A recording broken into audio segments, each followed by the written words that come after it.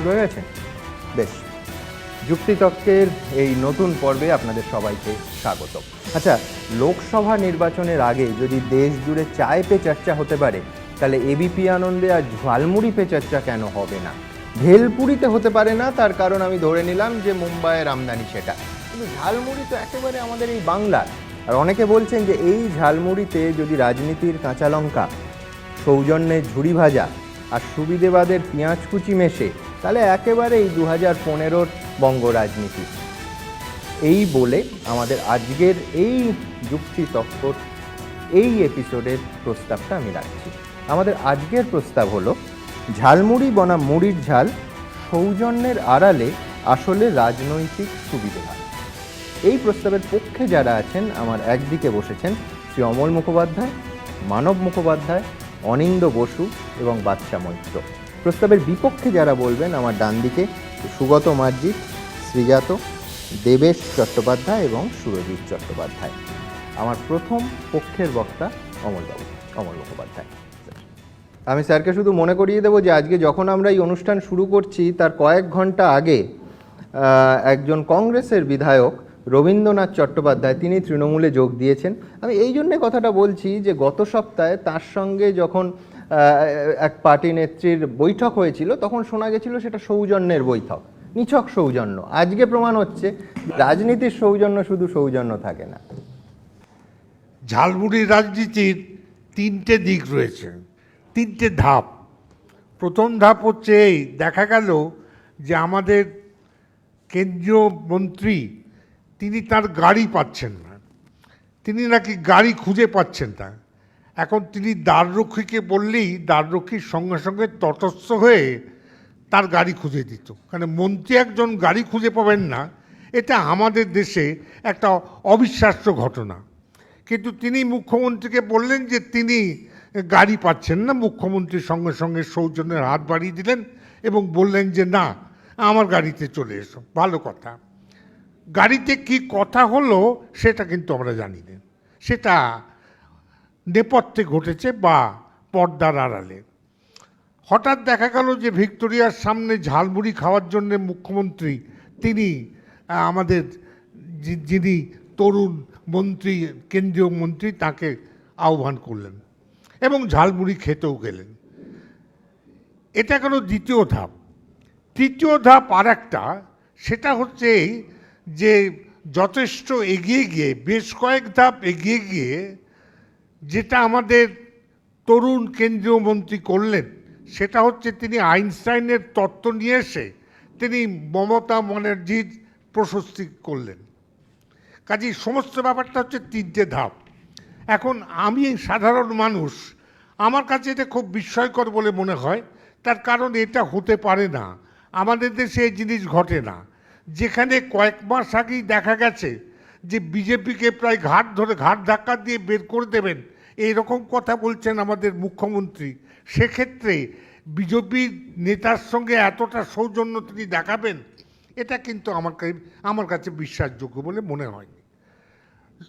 কুলোকে বলে যে এর পিছনে রয়েছে রাজনীতি, এবং আমিও বোধহয় সেটাকে সমর্থন করি। কুলোকে কি বলে? তারা বলে যে এখন মোদি সাহেবের এবং মমতা দেবীর দুজনকে বিষম দরকার হয়ে পড়েছে। মোদি সাহেব বিপন্ন এই জন্যে যে রাজ্যসভায় তার বিলগুলি পাস করাতে পারছেন না, অতএব যেভাবেই হোক এই বিলগুলি তাকে পাস করাতে হবে। অতএব কিছু করার নেই, তিনি সহযোগিতার হাত বাড়িয়ে দিলেন। রাষ্ট্রপতি ভবনে তিনিই প্রথম এগিয়ে এসে দিদিকে বললেন, দিদি কেমন আছেন। সেই হলো সূত্রপাত। অর্থাৎ দেখা গেল যে বরফ গলতে শুরু করেছে, এবং বরফ তারপর কেমন গলল, যে মুখ্যমন্ত্রী তিনিও দেখা গেল যে বিলগুলি তিনি সমর্থন জানাচ্ছেন, বিলগুলি পাস করবেন, এরকম তিনি প্রতিশ্রুতি দিয়েছেন। যে তিস্তা চুক্তি নিয়ে তিনি অনড় ছিলেন, সেখানেও তিনি নরম হলেন। এবং দেখা গেল যে ক্রমশ বিজেপি বলবো না, কারণ তিনি আবার মনে করেন যে নরেন্দ্র মোদীর বিজেপি আলাদা জিনিস। ব্যাপারটা কিন্তু আমরা সেটা মনে করি না, আমরা মনে করি একই। অতএব নরেন্দ্র মোদীর প্রতি তিনি আস্তে আস্তে সৌজন্যমূলক আচরণটা বাড়াতে শুরু করলেন। এখন আসল কারণটা কি কুলোকে যেটা বলছে সেটা হচ্ছে এই যে মোদির এখন ভীষণ দরকার মমতা দেবীকে, তার কারণ হচ্ছে যে তাকে বিলগুলো পাস করাতে হবে। ওই কেন্দ্র রাজ্য সম্পর্কে যেসব সাংবিধানিক কথা তিনি বলছেন ওগুলো কিন্তু কুলোকে বিশ্বাস করে না। আর তারা কি বলছে যে মমতা দেবীরও এখন কেন্দ্রীয় সরকারকে ভীষণ প্রয়োজন। তার কারণ হচ্ছে এই যে সিবিআই প্রায় তার দিকে হাত বাড়িয়েছেন, তার পার্টির দিকে হাত বাড়িয়েছেন, তার ছবি বিক্রি নিয়ে প্রশ্ন তুলেছেন। এটা তো মেনে নেওয়া যায় না, এ তো মহা মুশকিল হয়ে যাবে। অতএব সিবিআইকে একটু থামিয়ে দিতে হবে আর যেন সিবিআই না এগোয়, এবং সে কারণেই তিনি যেটা করলেন সেটা হচ্ছে হাতটা বাড়িয়ে দিলেন মোদিজির দিকে, যাতে করে মোদিজি আবার তার বাঁ হাতটি সিবিআইয়ের দিকে এগিয়ে দিয়ে বলেন থেমে যাও, এবং থেমে গেছে। আমিও থামলো। ধন্যবাদ। ধন্যবাদ অমলবাবু। আমার পরের বক্তা বিপক্ষে বলবেন সুগত মার্জিত।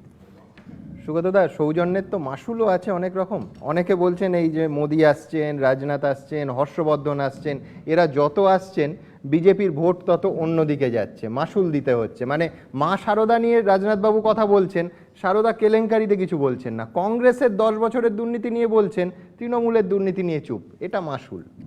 আমি ঝালমুড়ির রাজনীতি সম্পর্কে বলার আগে কতগুলো কথা বলি, যেটা হয়তো এই ঘটনার সঙ্গে প্রত্যক্ষভাবে জড়িত নয়, কিন্তু একটু গভীরতর বিশ্লেষণ প্রয়োজন বলে আমার মনে হয়।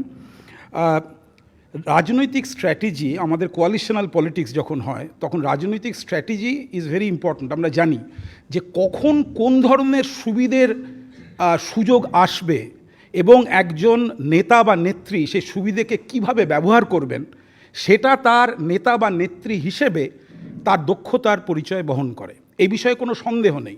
কারণ আমরা যদি ভাবি যে এই ধরনের যে কোয়ালিশনাল পলিটিক্স হচ্ছে, কখন কার প্রয়োজন কাকে হবে এবং সেটা ব্যবহার করার জন্য যে দক্ষতা, সেই দক্ষতাটার দিকে আমরা যতই কুদৃষ্টি দিই না কেন, এটাই হচ্ছে ভারতীয় গণতন্ত্রের সবচেয়ে বড় সত্যি কথা।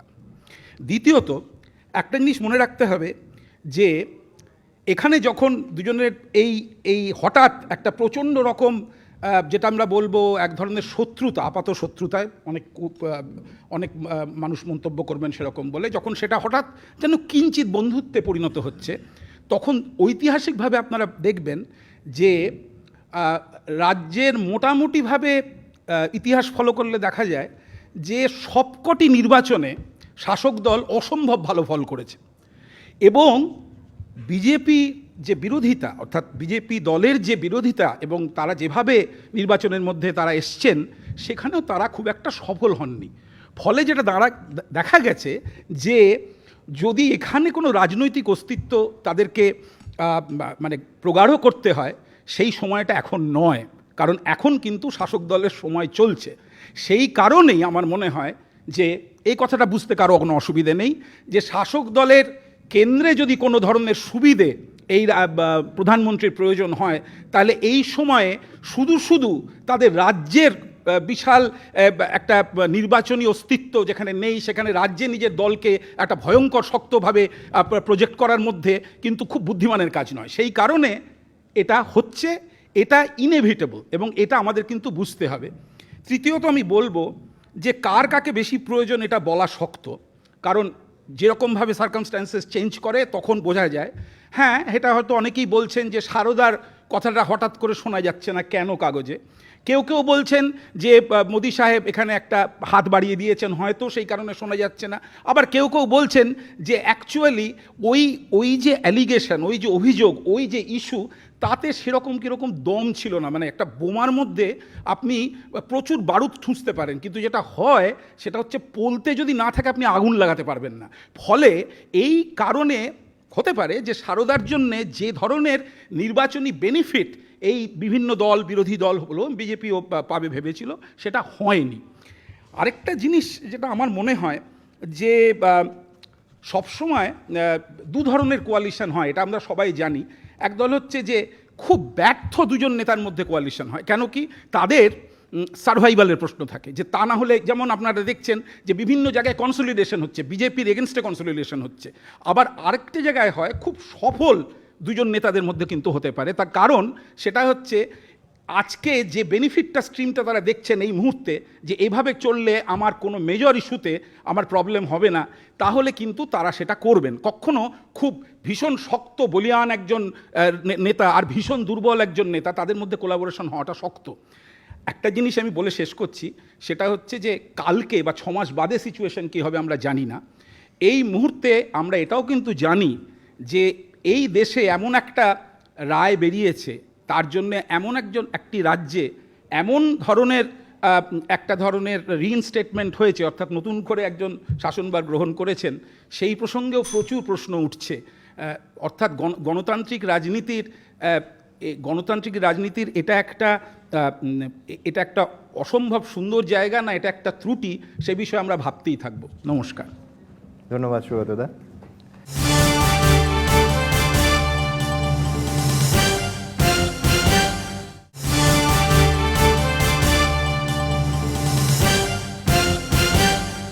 আমার পরের বক্তা পক্ষের মানব মুখোপাধ্যায়। মানবদাদের ঝালমুড়িতে কতটা রুচি জানি না, বোধহয় খুব একটা নেই, কিন্তু এর আগে ফিশ ফ্রাই খাওয়া নিয়ে প্রশ্ন উঠেছিল, সেটা শেষ পর্যন্ত অনেকের বিস্বাদ লেগেছিল। কেউ ফিশ ফ্রাই খাওয়ালে বা ঝালমুড়ি খাওয়ালে খাওয়া উচিত। সৌজন্য দেখিয়ে কেউ যদি ঝালমুড়ি খাওয়ায়, সে ঝালমুড়ি না খাওয়াটা অসৌজন্য। কাজেই বাবুল সুপ্রিয় ঝালমুড়ি খেয়েছে, এটার মধ্যে কোনো অসৌজন্য আমি দেখি না। কিন্তু যে মহিলা কখনো সৌজন্য দেখান না, তিনি হঠাৎ সৌজন্য দেখাতে গেলেন কেন? গোটা বিতর্কটা দাঁড়িয়ে আছে এই জায়গাতে, এবং এটা এত দিনের আলোর মতো পরিষ্কার যে আসলে বিজেপি এবং তৃণমূল কাছে আসতে চাইছে। বাবুল সুপ্রিয়কে ঝালমুড়ি খাইয়ে নজরুল মঞ্চের গ্রিন রুমে নরেন্দ্র মোদী এবং মমতা ব্যানার্জির একান্ত আধ ঘন্টার আলাপচারিতার মধ্যে দিয়ে এই রিঅ্যাপ্রোচমেন্টটা হচ্ছে। যে জায়গাটায় আমাদের প্রশ্নটা, যে দুটো দল তো একটা গণতান্ত্রিক কাঠামোতে কাছাকাছি আসতেই পারে, তার মধ্যে তো কোনো অন্যায় নেই, তাহলে দুদিন আগে বা আজকেও যে কথা বলছেন তার বিপরীতে গিয়ে গোপনে এই বোঝাপড়াটা হচ্ছে কেন? তৃণমূল এবং বিজেপির মধ্যে সম্পর্ক তো নতুন না। আমি যদি হিসেবে খুব ভুল না করি, মমতা ব্যানার্জির দল 4 বার বিজেপির সাথে গেছে। কংগ্রেস ভেঙে তৃণমূল কংগ্রেস তৈরি হয়েছে বিজেপির সাথে বোঝাপড়ার ভিত্তিতে। বিজেপির সাথে আমাদের পশ্চিমবাংলার কোনো রাজনৈতিক দল কখনো যায়নি, তৃণমূল কংগ্রেসই প্রথম বিজেপির সাথে জোট করেছে। কাজে আজকে বিজেপির সাথে মমতা ব্যানার্জি নতুন করে জোট হবে, এটার মধ্যে তো কোনো অস্বাভাবিকতা কিছু নেই। অসততা হচ্ছে এখানে, আমাকে যেহেতু সংখ্যালঘু কার্ড খেলতে হবে, আমি প্রকাশ্যে বিজেপির সঙ্গে যাচ্ছি এটা আমি বলতে পারবো না। যে রাজনীতি করতে চান সেটা প্রকাশ্যে বলুন, আপনার এজেন্ডা গোপন করে রাখাটাই হচ্ছে অন্যায়। আপনি প্রকাশ্যে আপনার কথা বলুন, এবং বিজেপি মমতা ব্যানার্জির সাথে তার সম্পর্ক তৈরি করাতে বিন্দুমাত্র কোনো অ্যালার্জি নেই। আমি আপনাদের একটু মনে করিয়ে দেব, নরেন্দ্র মোদী প্রধানমন্ত্রী প্রার্থী হওয়ার পর ব্রিগেড প্যারেড গ্রাউন্ডে যে মিটিংটা করেছিলেন, আজকে সুমন যে কথা বলছিলেন যে সারদা নিয়ে কিছু বলছে না বিজেপির নেতারা, আমি সুমনকেই জিজ্ঞাসা করি, ব্রিগেড প্যারেড গ্রাউন্ডের মিটিংয়ে নরেন্দ্র মোদী সারদা নিয়ে একটা কথাও বলেছিলেন? তখনও তো সারদার ইস্যু জীবন্ত। যে বিজেপি অভিযোগ করে যে মৌলবাদীদের সাথে তৃণমূলের যোগাযোগ আছে, সিমির প্রতিষ্ঠাতা সম্পাদক তৃণমূলের এমপি, এমনকি সারদার টাকা বাংলাদেশের মৌলবাদীদের কাছে পৌঁছেছে, আমি জিজ্ঞাসা করি, এই অভিযোগ তো সেদিনকেও ছিল, নরেন্দ্র মোদী একবারও বলেছিলেন? তখন লাড্ডু ভাগ হচ্ছে তো, দিল্লিতে দিদি, রাষ্ট্রপতি ভবনে দাদা, কলকাতায় দিদি, রাষ্ট্রপতি ভবনে দাদা, আর দিল্লিতে আমি। যখন জোটের দরকার তখন কোনো অভিযোগ নেই। এই নরেন্দ্র মোদী 20 দিন পরে যখন নর্থ বেঙ্গলে ফিরে এলেন, তার সারদা মনে পড়ল। তার মৌলবাদীদের সাথে তৃণমূলের যোগ মনে পড়ল, কারণ প্রথমে তিনি ইনডিসিশনে ছিলেন তৃণমূলের সাথে জোটে যাবেন কি না, পরে সিদ্ধান্ত করলেন তৃণমূলের সাথে জোটে যাবেন না, অতএব তার স্লোগান পাল্টে গেল। এই জোটটা কিসের ভিত্তিতে হচ্ছে, যেটা সুগতবাবু বলবার চেষ্টা করছিলেন। গণতান্ত্রিক কাঠামোতে একাধিক দলের মধ্যে বোঝাপড়াটা অন্যায় অস্বাভাবিক কিছু না, কিন্তু কিসের ভিত্তিতে হবে? নীতির ভিত্তিতে হবে? আমার যেটা অভিমত, আসলে বিজেপির সাথে মমতা ব্যানার্জির বোঝাপড়ার ভিত্তিটা দুর্নীতির ভিত্তিতে। আসলে এই সিস্টেম দুর্নীতি তৈরি করে। তো আজকে সুদীপ্ত সেনের টাকার জন্য যদি মমতা ব্যানার্জির জেল হয়, আগামীকাল গণতন্ত্রের নিয়মে নরেন্দ্র মোদী ক্ষমতা থেকে গেলে গৌতম আদানির জন্য নরেন্দ্র মোদীর জেল হবে না?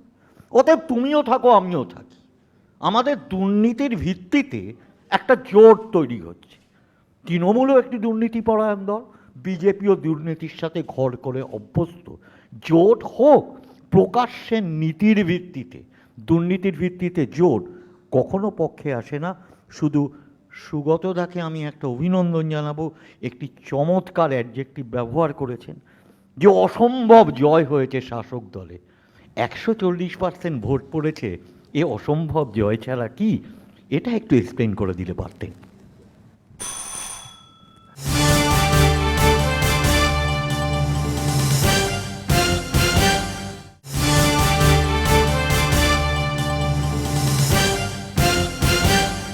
আমার পরের বক্তা বিপক্ষের শ্রীজাত।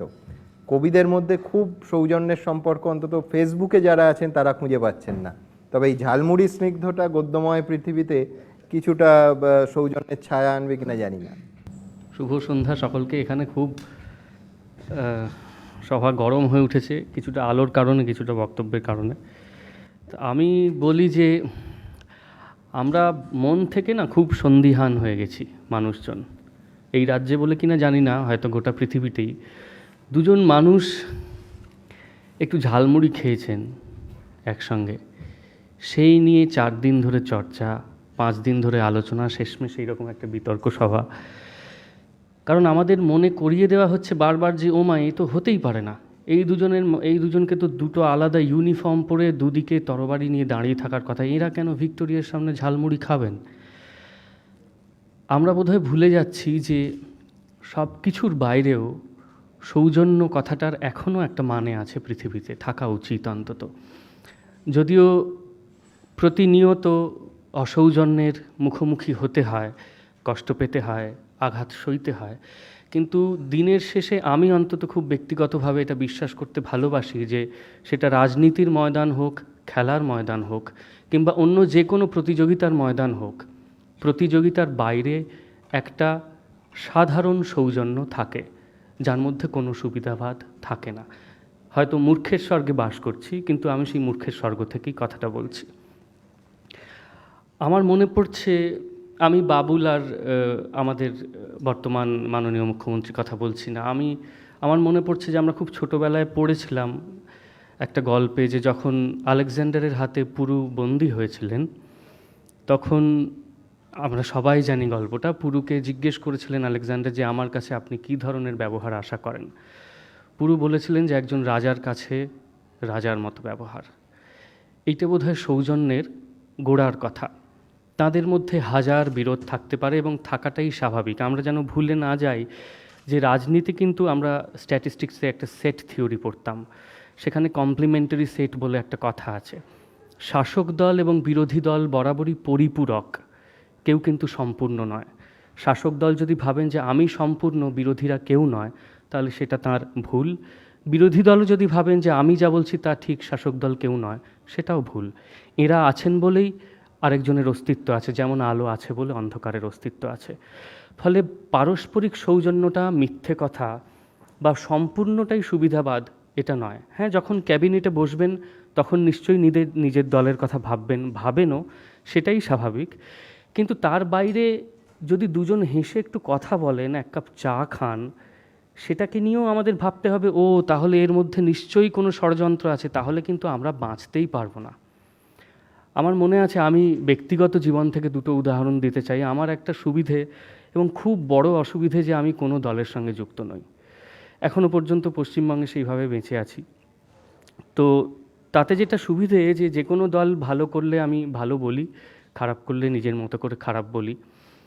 তো আমার মনে আছে যে এখানে মানবদা উপস্থিত আছেন, যখন বামফ্রন্ট ওরা যখন শাসকের ভূমিকায় রয়েছেন, তখন নন্দীগ্রাম ঘটনায় আমরা প্রত্যেকে ক্ষুব্ধ হয়েছিলাম, মিছিল করেছিলাম।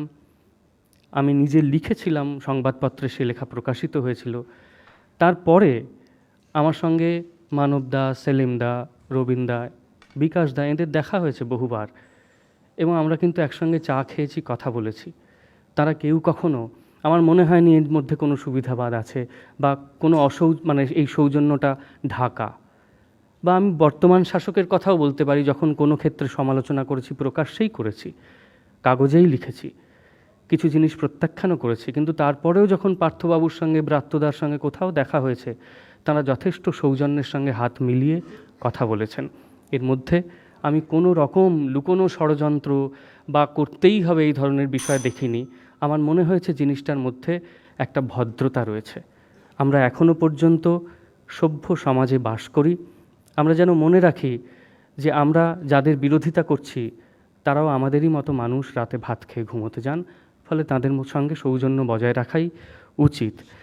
এটা না হলে আমরা বোধহয়, আমাদের খুব অস্বস্তি হয় যখন আমরা দেখি যে মেসি আর নেইমার এক দলে খেলছে এবং মেসি গোল দিলে নেইমার এসে জড়িয়ে ধরছে। হ্যাঁ, বিশ্বকাপে তাদের ব্রাজিল আর আর্জেন্টিনা হিসেবে সারা বছরের বিরোধী হিসেবে দেখা যায়, কিন্তু তাদের এক ক্লাবে একসঙ্গে খেলতে হয়। সেটা কোনো ষড়যন্ত্র নয়, সেটা সৌজন্য। দারুণ, ধন্যবাদ শ্রীজাত। আমার পরের বক্তা পক্ষে বলবে অনিন্দ বসু। অনিন্দ, অনেকে বলছেন যে রাজনৈতিক সৌজন্য, আসলে এটা নিয়ে প্রশ্ন ওঠে তার কারণ এটা বিজ্ঞাপিত হয়। যে সৌজন্য নিভৃতে ঝালমুড়ি বা চাতে থাকে সেটা সৌজন্য, সেটা বিজ্ঞাপন হলে তখন মনে হয় যে চাটা কি তাহলে কয়লা কেলেঙ্কারি ধামা চাবার জন্য আর ঝালমুড়িটা সারদা, যাই না। তুমি কি বলো শুনবো? একদম। শুভ সন্ধ্যা।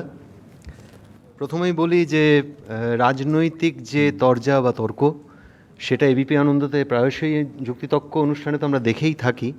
তা আমি একেবারেই অরাজনৈতিক কথাটা ভুল, কিন্তু আমি শ্রীজাতর মতোই, আমি পশ্চিমবঙ্গের একজন নাগরিক যিনি নাকি এখনও পর্যন্ত কোনো দলের লোক নই, সেভাবে বেঁচে আছি। শ্রীজাত এত সুন্দর বলল, যার ফলে আমি খানিকটা হাফ শ্রীজাতর দলে চলে গেছি।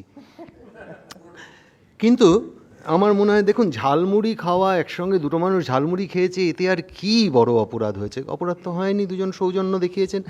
প্রশ্নটা হলো যে দুজন এমন ব্যক্তি ঝালমুড়ি খেয়েছেন, এক নম্বর দুজন হলেন রাজনৈতিক ব্যক্তিত্ব, এবং গোদের ওপর বিস্ফোরার মতো দুজন হলেন একে অপরের প্রতিপক্ষ।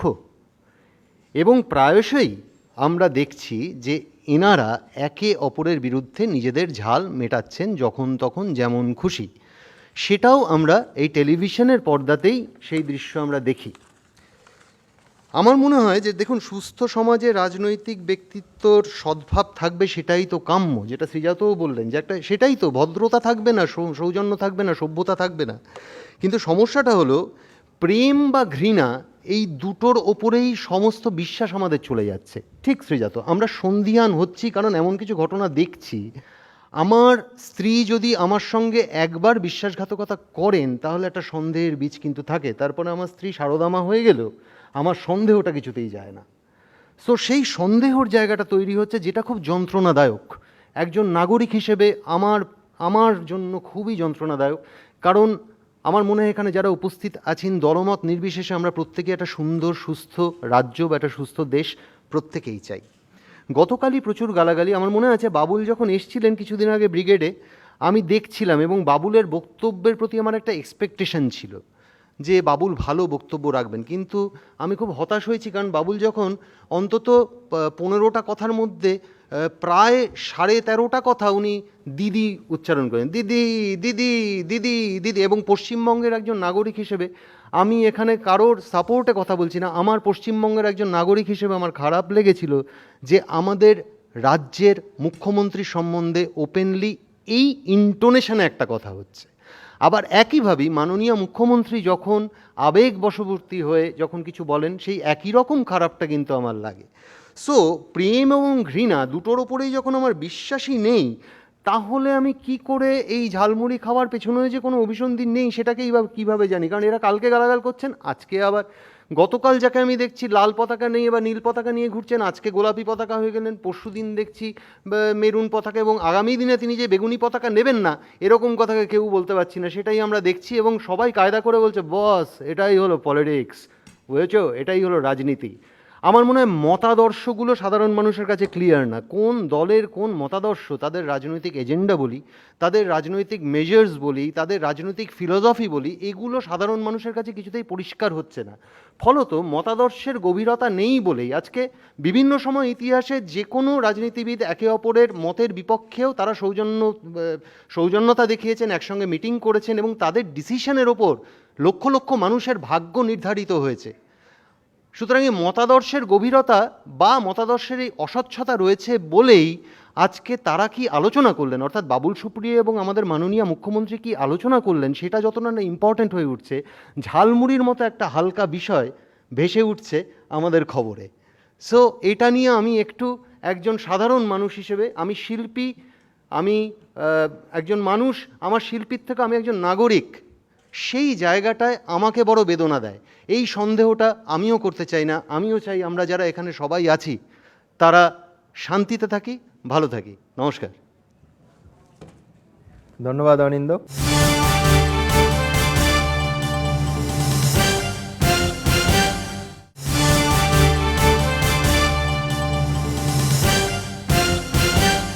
আমার পরের বক্তা দেবেশ চট্টোপাধ্যায়। দেবেশ নাটকের লোক, অনেকে বলছেন যে সৌজন্যটা হচ্ছে সব থেকে বড় নাটক। আসল সৌজন্যের পরীক্ষা ভিড় বাসে কেউ পায়ের ওপর দাঁড়িয়ে পড়লে তাকে ভদ্রভাবে সৌজন্যের সঙ্গে বলছি নাকি চিৎকার করে বলছি। ধন্যবাদ সবাইকে। আজকে আমাদের বিষয় নিয়ে অনেকটা আলোচনা হয়ে গেছে। আমার এখানে কথা শুনতে শুনতে মনে হচ্ছিল যে যদি এরকম হতো যে ছবিটা আমরা দেখেছি তার বদলে যদি আমরা একটা উল্টো ছবি দেখতাম, যে একটা গাড়ি, বাবুল সুপ্রিয় দাঁড়িয়ে আছেন আর মুখ্যমন্ত্রী গাড়ি এলো, দুজন দুদিকে মুখ ঘুরিয়ে রইলেন এবং গাড়িটা চলে গেল, তাহলেও আর একটা খবর হতো। খবরটা হচ্ছে সৌজন্যহীনতার খবর, অসৌজন্যের খবর। অথবা ধরা যাক যে বিরোধী দল তারা গেলেন এবং যাওয়ার পরে তারা মুখ্যমন্ত্রীর কাছে গেলেন বা মুখ্যমন্ত্রী প্রধানমন্ত্রীর কাছে গেলেন, তাদের কোনো রকম সৌজন্য না দেখিয়ে তাদের এক কাপ চাও খেতে দেওয়া হলো না, তাহলে সেটাও কিন্তু অসৌজন্যের পরিচয়ই হবে। সেক্ষেত্রে আর একটা খবর তৈরি হবে, অর্থাৎ খবরটা ফিশ ফ্রাই খেলেও হবে, ঝালমুড়ি খেলেও হবে, আবার না খেলেও হবে। সুতরাং খবরটা যেহেতু এখন এই মুহূর্তের খবরটা হচ্ছে ঝালমুড়ির খাওয়া এবং মুড়ির ঝাল নিয়ে, সুতরাং একটা কথা বলা ভালো যে আমরা যে আলোচনাটার মধ্যে আজকে ঢুকে পড়েছি সেটা হচ্ছে যে রাজনীতির মানুষরা যখন, সাধারণ মানুষ, যেটা সুমন বললেন যে একজন মানুষ যদি একজন মানুষের পায়ে ভিড় বাসে দাঁড়িয়ে পড়েন তখন সেটা সাধারণ মানুষ, সাধারণ মানুষের সৌজন্যতার বোধ নিয়ে যে আলোচনা, সে আলোচনা বোধে আজকে হচ্ছে না। তার কারণ রাজনৈতিক মানুষরা যদি সৌজন্য দেখান বা সৌজন্য দেখানোর তারা কি ভান করেন সেটা নিয়ে আজকে আলোচনার বিষয়। আমাদের এখানে সবথেকে গণ্ডগোল যেটা হয়ে গেছে বলে আমার মনে হয় যে যখন কোনো সরকার ক্ষমতায় আসেন, মুখ্যমন্ত্রী মানে কেন্দ্রে হোক বা রাজ্যে হোক, মুখ্যমন্ত্রী বা প্রধানমন্ত্রী তিনি আর সাধারণ মানুষের নন, এরকম একটা ভাবনা তৈরি হতে থাকে। হয়তো আমাদের দীর্ঘদিনের আমাদের দেশের গণতন্ত্রের ইতিহাসে হয়তো সেই শেখানোর জায়গাটা তৈরি করেছে যে মুখ্যমন্ত্রী শেষ পর্যন্ত কোনো একজন রাজনৈতিক দলের বা প্রধানমন্ত্রী শেষ পর্যন্ত কোনো একজন রাজনৈতিক দলের, কিন্তু কোনো মুখ্যমন্ত্রী বা প্রধানমন্ত্রী কোনো তো নির্দিষ্ট রাজনৈতিক দলের হতে পারেন না যখন তিনি একজন সরকার পরিচালনার ভার নেন। সুতরাং সেক্ষেত্রে এই যে কথাটা উঠেছে যে রাজনৈতিক ব্যক্তিত্ব হলে সেক্ষেত্রে তাদের মধ্যে সন্দেহ তৈরি হবে। রাজনৈতিক ব্যক্তিত্বরা যখন ক্ষমতার জায়গায় চলে আসেন, যে ক্ষমতাটা দিয়ে তারা সারা দেশ কিংবা রাজ্যকে তারা শাসন করবেন, তখন তারা সাধারণ মানুষের, সেক্ষেত্রে সিপিএম, তৃণমূল বা বিজেপি বা এরকম কোনো রকম রাজনৈতিক নির্দিষ্ট দলের তারা কিন্তু মুখ্যমন্ত্রী কিংবা প্রধানমন্ত্রী তারা নন।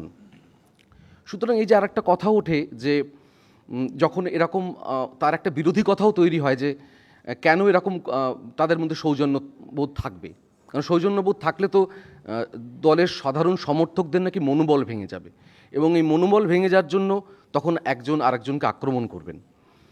আমার এটাও মনে হয় যে আমাদের এই দলীয় সমর্থকদের মনোবলকে এতই ঠুনকো যে একজন রাজনৈতিক মানুষ যখন আরেকজন রাজনৈতিক মানুষের সঙ্গে হেসে কথা বলেন বা তার সৌজন্যবোধ দেখান, তখন কি সেইটুকু সৌজন্যবোধ দেখালেই কি অন্য দলের সমর্থকদের মনোবল ভেঙে যাবে? সেই জন্যই কি তারা আরেকটা আক্রমণের জায়গায় সবসময়, যেটা শ্রেয়াত বললো যে হাতে তারা তলোয়ার নিয়ে তাদেরকে মুখোমুখি তাদের দাঁড়াতে হয়, সবসময় যুদ্ধ করতে হয়? কিন্তু এটাও তো একই রকমভাবে যে আমাদের জানতে হবে যে সাধারণ মানুষ কি চায়। সাধারণ মানুষ যারা ভোট দেন, যারা কোনো নির্দিষ্ট রাজনৈতিক দলের সদস্য নন, অর্থাৎ তারা সিপিএম নন, বিজেপি নন, তৃণমূলের রাজনৈতিক সদস্য নন, তারা সাধারণ মানুষ এবং কোনো দলকে ভোটে জেতান, তারা কি সবসময় রাজনৈতিক তরজাটা পছন্দ করেন? তারা কি সৌজন্য চান না? তারা কি চান যে সবসময় তাদের মধ্যে ঝগড়াটা জারি থাকবে? সুতরাং সরকার এবং দল এটা কিন্তু কন্টিনিউয়াসলি আমাদের গণতান্ত্রিক পরিকাঠামোর মধ্যে ধাক্কা দিতে থাকে, এবং এই আলোচনার মধ্যে থেকে আমি জানি না, আমি শুনেছি যে এটা সত্যি হতে পারে কিন্তু সুমনরা বলতে পারবেন, যে সেই দিনে সেই পথযাত্রায় নাকি কোনো একটা সমস্যার সমাধানও হয়ে গিয়েছিল, নাকি কোথাও একটা ইস্ট ওয়েস্ট মেট্রোর একটা জমি অধিগ্রহণ নিয়ে একটা সমস্যার সমাধান হয়ে গিয়েছিল। তো আমি চাইবো যে এরকম সৌজন্যের সাক্ষাৎ মুখ্যমন্ত্রীর সঙ্গে প্রধানমন্ত্রীর বারবার হোক, ছিটমহলের মতো সমস্যা মিটে যাক, সাধারণ মানুষের অসংখ্য সমস্যা যেটা দলীয় ক্ষুদ্র স্বার্থের জন্য, গণ্ডির জন্য আটকে ছিল, সেই ধরনের গুলো সমস্ত মিটে যেতে থাক, এবং এই গাড়ি চলতেই থাকুক, এবং হয়তো ব্যাকগ্রাউন্ডে কোনো একটা গানও বাজবে, এই পথ যদি না শেষ হয়। ধন্যবাদ। চমৎকার চমৎকার দেবেশ। আমি দেবেশের সঙ্গে সম্পূর্ণ একমত যে সত্যি সত্যিই তো খবর হয়, যেরকম পরশুদিন অসৌজন্যটা খবর হলো যে প্রায় 2 দশক রাজ্যের প্রাক্তন মন্ত্রী এবং শিলিগুড়ির মেয়র এলেন, দুজন মন্ত্রী দেখা করলেন না, সচিব 10 মিনিট টুলে বসিয়ে রাখলেন। সুতরাং সৌজন্য যেমন খবর হয়, উল্টোপিঠটাও খবর হয়। বোধহয় সব জায়গায় সৌজন্য হলে আর খবরটা হতো না, সব জায়গায় অসৌজন্য মধ্যখানে ঢুকে পড়ছে বলে খবর হচ্ছে।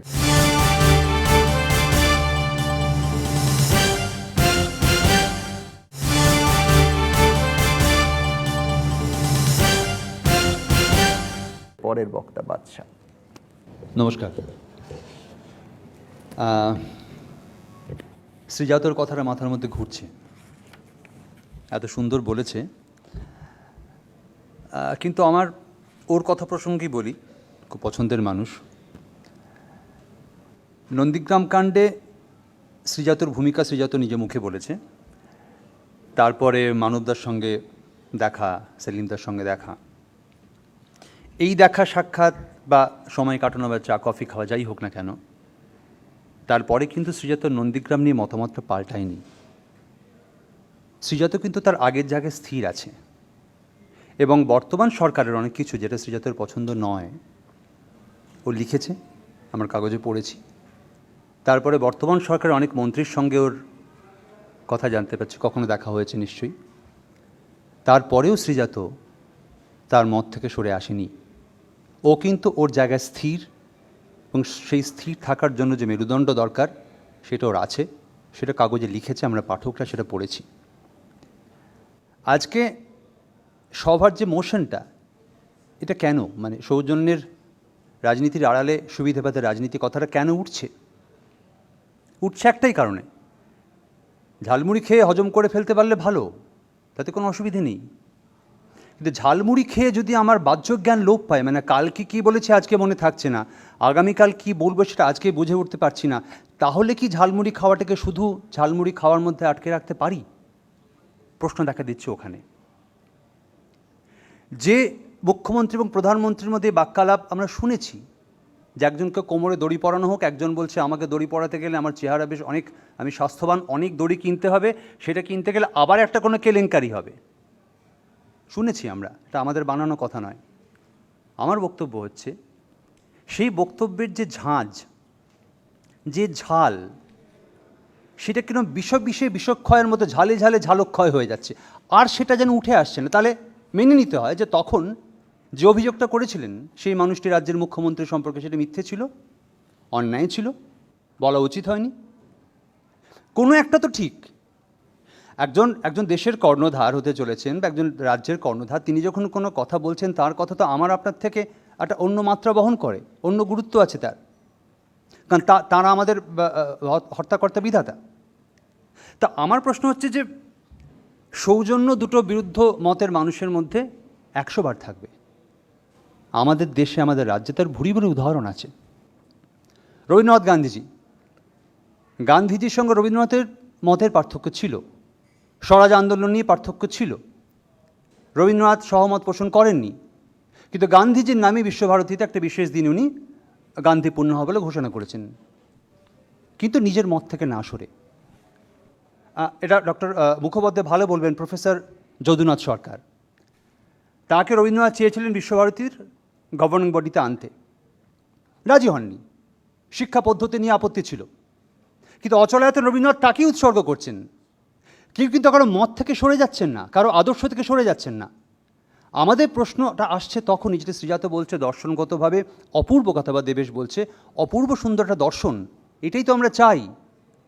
কিন্তু যে প্রেক্ষিতে দাঁড়িয়ে এটা হচ্ছে, যে সময়ে দাঁড়িয়ে এটা হচ্ছে, তার যারা কুশীলব, তার যে ব্যাকগ্রাউন্ডের অভিনেতা হিসেবে একটা চরিত্রের ব্যাকগ্রাউন্ড দেখতে পাই, তো দেখতে হয়, তার যে ব্যাকগ্রাউন্ড সেটা কি এই দর্শনটাকে প্রিচ করছে, সেই দর্শনটাকে সামনে আনতে পারছি? বা আলোচনার শুরুতে সুমন যে কথা দিয়ে বলছিলেন যে কিছুদিন আগে একজন বিধায়ক তিনি সৌজন্য সাক্ষাৎকার বলে মাননীয় মুখ্যমন্ত্রীর সঙ্গে দেখা করলেন। একটা দলের হয়ে দাঁড়ানো, কতগুলো মানুষকে স্বপ্ন দেখানো, তার আদর্শ, তার নীতি সব কিছু নিয়ে এসে ভোটে জিতলেন, তার হয়ে অনেকগুলো মানুষ লড়াই করলো, মার খেলো, কাজ করলো, তার আজকে হঠাৎ মনে হলো যে আমি এখানে থাকবো না, ওখানে যাব। এটা কি খুব সৌজন্যের পরিচয়? এর মধ্যে কি কোনো সুবিধাবাদী রাজনীতি নেই? যদি সত্যিটাকে আমরা না স্বীকার করি, তাহলে আমরা কোথাও একটা সুবিধাবাদী আমার নিজেকে মনে হচ্ছে, যে এটা স্বীকার না করার মধ্যে বোধহয় আমার কোনো সুবিধাবাদ আছে। তাই আমি এটা কোনোভাবেই মানতে পারছি না যে ঝালমুড়ি খাওয়ার মধ্যে আর বিশেষ কোনো তাৎপর্য নেই। আর একটা ভয়ের কথা, সেটা হচ্ছে ঝালমুড়ি খেয়ে যদি এই মেট্রো সমস্যার সমাধান ঘটে, তাহলে যদি কোনো দিন সেই মন্ত্রীর ঝালমুড়িতে অরুচি হয়, আবার কিন্তু সেই সমস্যা এসে উপস্থিত হবে। তাই সেটা রাজ্যবাসীর জন্য খুব একটা ভালো দিন হবে না। তাই আমি এ ব্যাপারে সবার মতকে মান্যতা দিচ্ছি। Thank you. ধন্যবাদ বাদশা। আমার শেষ বক্তা প্রথম রাউন্ডের সুরজিৎ। 3 মিনিট বক্তৃতা, 2 মিনিট গান।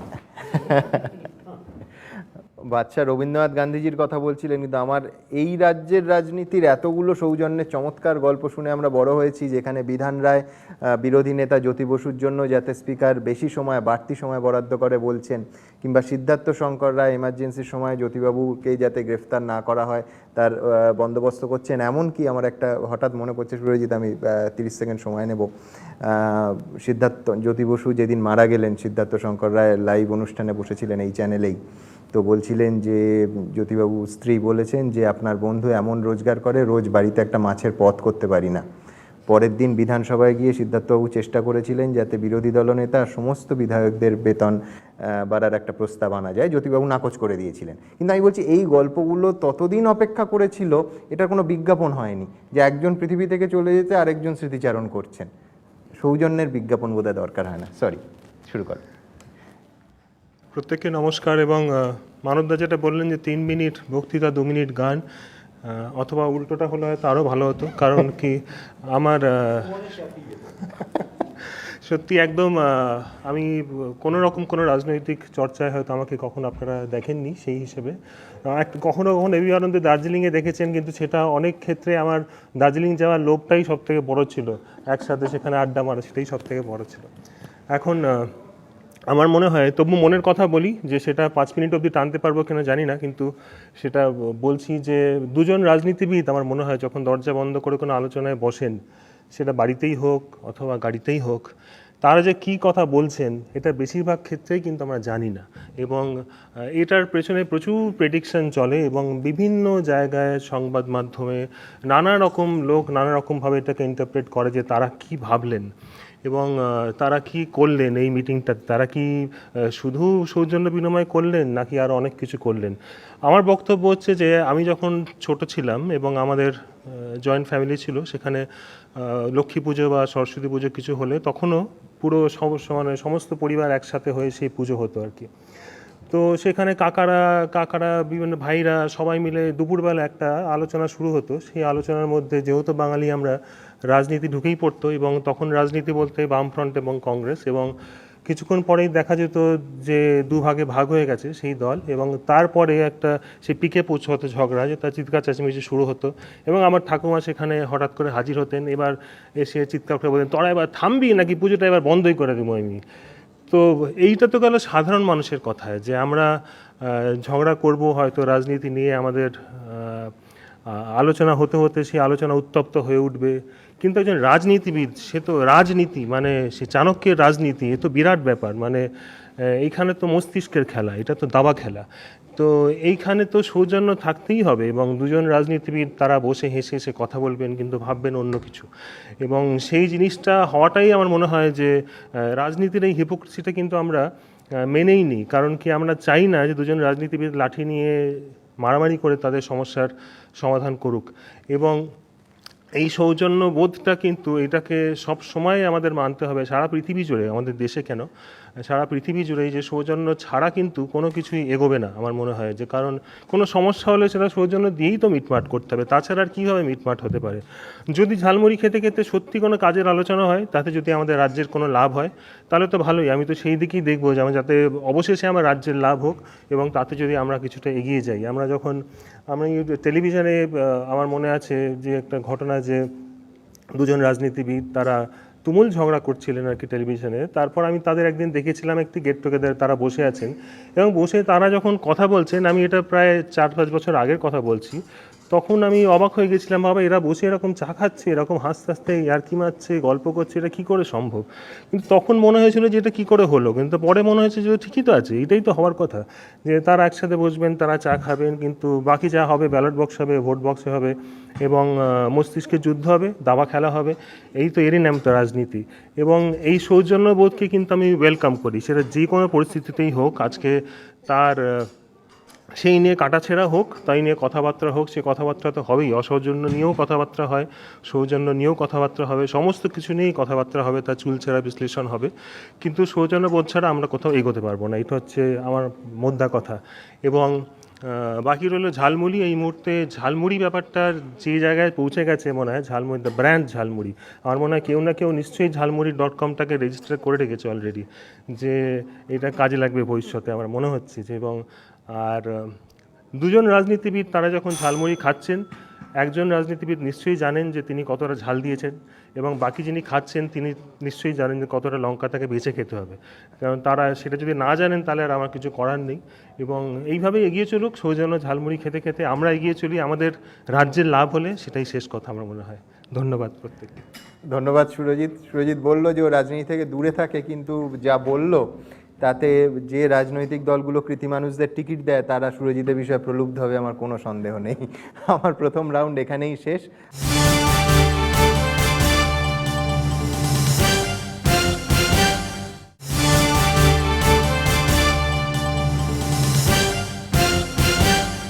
আমার পরের রাউন্ড আবার শুরু করব অমল মুখোপাধ্যায়কে দিয়ে, প্রতিপক্ষের যুক্তি কাটার দ্বিতীয় রাউন্ড। ফিশফ্রাইয়ের প্রসঙ্গ আমি আনিনি, তুমি এনেছো। ঝালমুড়ি খাইয়েছো, ফিশফ্রাই খাওয়া চলে যাবে, এই ব্যাপারে কিন্তু দুপক্ষ একমত। আমাদের বিরুদ্ধ পক্ষের 4 জনের মধ্যে সুগতবাবু বলেছেন যে কেন্দ্র রাজ্য সম্পর্ক, সুসম্পর্ক থাকাটা বাঞ্ছনীয় এবং এটাই স্বাভাবিক, যে কোনো একটা যুক্তরাষ্ট্রীয় ব্যবস্থায় এটাই স্বাভাবিক। এ বিষয়ে কোনো এই তাত্ত্বিক ব্যাপারে কোনো দ্বিমত নেই। কিন্তু প্রশ্ন হচ্ছে এই, যে কেন্দ্র এবং রাজ্যের মধ্যে এখানে যেটা দেখা যাচ্ছে, মমতা বন্দ্যোপাধ্যায় এবং মোদিজির মধ্যে এই পারস্পরিক যে একটা প্রীতির সম্পর্ক গড়ে উঠেছে, তার ফলে রাজ্য কি প্রকৃতই লাভবান হয়েছে? সিবিআই তদন্ততে চাওয়া পড়েছে বটে, কিন্তু রাজ্যের যে প্রয়োজন ছিল, রাজ্য বারবার করে বলেছিল তার ঋণ 3 বছরের জন্য মকুব করার জন্যে, তার সুদ দেওয়া 3 বছর ধরে মকুব করার জন্য, সেটা কি হয়েছে? সেটা আদৌ হয়নি। হ্যাঁ, ফিনান্স কমিশনের সুপারিশ অনুযায়ী যে অতিরিক্ত বরাদ্দ পাওয়া সেটা রাজ্য পাচ্ছেন, কিন্তু কেন্দ্র নিজে উদ্যোগী হয়ে রাজ্যকে কিছুই দেননি, এটা এখনো পর্যন্ত স্পষ্ট। অর্থাৎ রাজ্যের লাভের ঘর একটা বড় শূন্য ছাড়ার কিছু নেই। আর বাকি তিনজন বক্তা তারা কিন্তু সৌজন্যের কথা বলেছেন। এখন মানুষ হিসেবে সৌজন্যকে আমরা অস্বীকার করব এটা প্রশ্নই ওঠে না। যেমন শ্রীজাত বলেছেন যে সৌজন্যের সবসময় প্রয়োজন আছে, আমাদের দেবেশ বলেছেন যে সৌজন্য অবশ্যই থাকার দরকার, সুরজিৎ বলেছেন তিনি একটা যৌথ পরিবারের পরিপ্রেক্ষিতে তিনি বলেছেন সৌজন্য জিনিসটা কী। এটা অস্বীকার করার কোনো কারণ নেই এবং এটাই বাঞ্ছনীয়। বিশেষ করে কথা বলতে হয় যে পশ্চিমের যেগুলো অত্যন্ত বলিষ্ঠ গণতান্ত্রিক দেশ সেখানে কিন্তু রাজনৈতিক সৌজন্যটা চমৎকার, সেখানে কোনো ধরনের অসৌজন্য কেউ কখনো করেন না, কখনো কেউ এমন কথা বলেন না যে বিরোধী শূন্য করতে হবে। কিন্তু আমাদের মুখ্যমন্ত্রী বলেন যে পুরসভার নির্বাচন হওয়ার আগে যে পশ্চিমবঙ্গের সমস্ত পুরসভাকে বিরোধী শূন্য করতে হবে। এটা কি গণতান্ত্রিক সৌজন্যের পরিচয়? এক। দুই, মুখ্যমন্ত্রীর আচরণ এবং ভাষায়, বিশেষত ভাষায় আমরা কি সবসময় সৌজন্যের পরিচয় পেয়েছি? এই প্রশ্ন আমি বিরুদ্ধ পক্ষকে করব। তৃতীয় কথা, যে খবরের প্রশ্ন উঠেছে যে সৌজন্য অসৌজন্য সবই খবর হয়, এটা ঠিক কথা যে সৌজন্য খবর হচ্ছে বিশেষ কারণে, অসৌজন্য খবর হয়, কিন্তু অসৌজন্যের খবরটা অতটা গুরুত্ব দেন কি বিরোধী দল, আমি দুঃখিত শাসক দল? যেমন ধরা যাক যে সম্প্রতি একটা ঘটনা ঘটেছে যে শিলিগুড়ির মেয়র মন্ত্রীর দরজার বাইরে বসে থেকেছেন, কিন্তু দুটি মন্ত্রী তার সঙ্গে দেখা করার সৌজন্যবোধ দেখাতে পারেননি। এটাতে চরম লজ্জার ব্যাপার, কিন্তু সেই ধরনের জিনিসই ঘটেছে। অতএব আমার বলার কথা এই যে আমি আবার কথা বলছি, এর মধ্যে সৌজন্য নেই, এর মধ্যে সুবিধাবাদের রাজনীতি আছে এবং সেই সুবিধাবাদ কি সেটা আমি প্রথম পর্বে স্পষ্ট করে দিয়েছি, নতুন করে বলার প্রয়োজনীয়তা নেই। ধন্যবাদ এবং নমস্কার। ধন্যবাদ অমলবাবু। পরের বক্তা সুগত মার্জিত। আমি সুগতদার জন্য শুধু দুটো প্রশ্ন যোগ করে দেবো যে সৌজন্যের রাজনীতির ক্ষেত্রে যদি কনসিস্টেন্সি থাকতো তাহলে বোধহয় এত প্রশ্ন উঠতো না। যদি নরেন্দ্র মোদী যখন প্রধানমন্ত্রী হলেন একটা অভিনন্দন বার্তা এ রাজ্য থেকেও যেত, কিংবা যেখানে সংশয়টা সুগতদা যে এরপর যখন ভোট এসে যাবে তখন আবার এই সৌজন্যতা থাকবে তো? আচ্ছা, আমি সুমনের কথা দিয়ে শুরু করি যে অ্যাকচুয়ালি ঝালমুড়িটা সবার সঙ্গে খেলে এই অনুষ্ঠানটা হতো না আর কি। মানে ঝালমুড়ি কেন একটি বিশেষ দলের ভদ্রলোকের সাথে খাওয়া হয়েছে এটারই অনুষ্ঠান, তা সেটা ঠিক আছে, সৌজন্যের ব্যাপারই তো এটা প্রশ্ন। এবং এই যে মাননীয় মুখ্যমন্ত্রী, মানে আমার টপিকটা যখন প্রথমে মনে হয়েছিল যে এটা ঝালমুড়ির সঙ্গে একটা রাজনৈতিক সম্পর্ক জড়িত, কিন্তু ওই ধরে ধরে আসলে মাননীয় মুখ্যমন্ত্রীর যে সৌজন্য বোধের উপর একটা তির্যক দৃষ্টিপাত, এটা নিশ্চয়ই ন্যায্য অন্যায্য যা হতে পারে, কিন্তু ওই দিকেই যাচ্ছে, আমি সেদিকে যাব না। আমি দেবেশের কথাটা বলছি। আসলে ইম্পর্ট্যান্ট হচ্ছে যে একসময় দেখা গেল কাগজে যে মমতা বন্দ্যোপাধ্যায় নরেন্দ্র মোদীর সঙ্গে কথা বলছেন না কেন, ওর নিশ্চয়ই মস্তিষ্ক বিকৃতি ঘটেছে। কারণ যদি এত বড় একটা প্রাইম মিনিস্টার তার সাথে কথা না বললে রাজ্যের হবেটা কী করে, এই বলে অনেক দিন ধরে খবর চললো, অনেক আলোচনা চললো। এবার যখন ওনারা দুজনে একসঙ্গে বসে হাসি মুখে কথা বললেন, এবার সেটা নিয়ে অনেক দিন ধরে আলোচনা চলছে। মানে খবরকে আপনি কিছুতেই কাটাতে পারবেন না, মানে সুতরাং কতটা এর মধ্যে মানে সারবত্তা আছে সেটা আমরা এই মুহূর্তে বুঝতে পারবো না। আচ্ছা, দ্বিতীয়ত হচ্ছে যে একটা জিনিস আমরা বারে বারে আমি আবার বলছি যে আমরা কিন্তু একটু নির্মোহভাবে দেখি। আমি ভীষণভাবে আমার বিরোধী পক্ষের যারা বলেছেন তাদের সঙ্গে আমি অনেক বিষয়ে একমত, এই কারণে যে সৌজন্য এবং অসৌজন্যের যে ইমোশনাল কন্টেন্ট আছে, যে নীতি প্রশ্ন আছে, সেখানে অনেক জিজ্ঞাসার চিহ্ন হয়তো অপেক্ষা করে আছে। কিন্তু একটা জিনিস আমাদের ভাবতেই হবে, সেটা হচ্ছে যে কেন একজন সাকসেসফুল লিডার, দুজনই সাকসেসফুল লিডার একটা সেন্সে, কেন তারা এটা করছেন? নিশ্চয়ই কোনো ক্যালকুলেশনস আছে।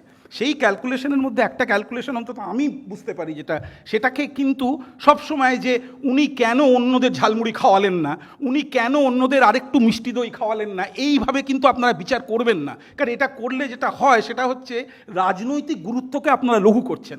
আপনি ভেবে দেখুন যে কেন একজন মুখ্যমন্ত্রী, যিনি সেদিন পর্যন্ত অনেকই বিরুদ্ধাচরণের মতো একটা বেশ অ্যাগ্রেসিভ ভূমিকা নিয়েছিলেন, আজকে তিনি কেন প্রধানমন্ত্রীর সঙ্গে বাংলাদেশে যাচ্ছেন।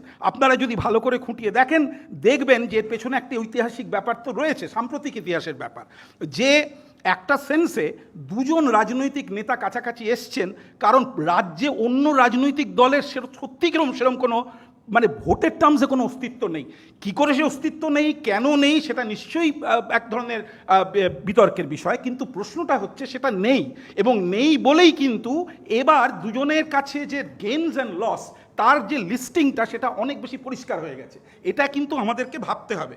আর কে বলছে রাজ্য কিছু পায়নি, এটা কিন্তু আমি আমার অধ্যাপক অমল মুখোপাধ্যায়ের সঙ্গে মানতে পারলাম না, আমার মাস্টারমশাই, তাও মানছি না, যে এই কারণে যে রাজ্যের উপকার হয়নি একেবারে, সেটা তো আমরা জানি 14th ফিনান্স কমিশন কী করেছে, কিন্তু সেটা অনেক রাজ্যের জন্যই করেছে।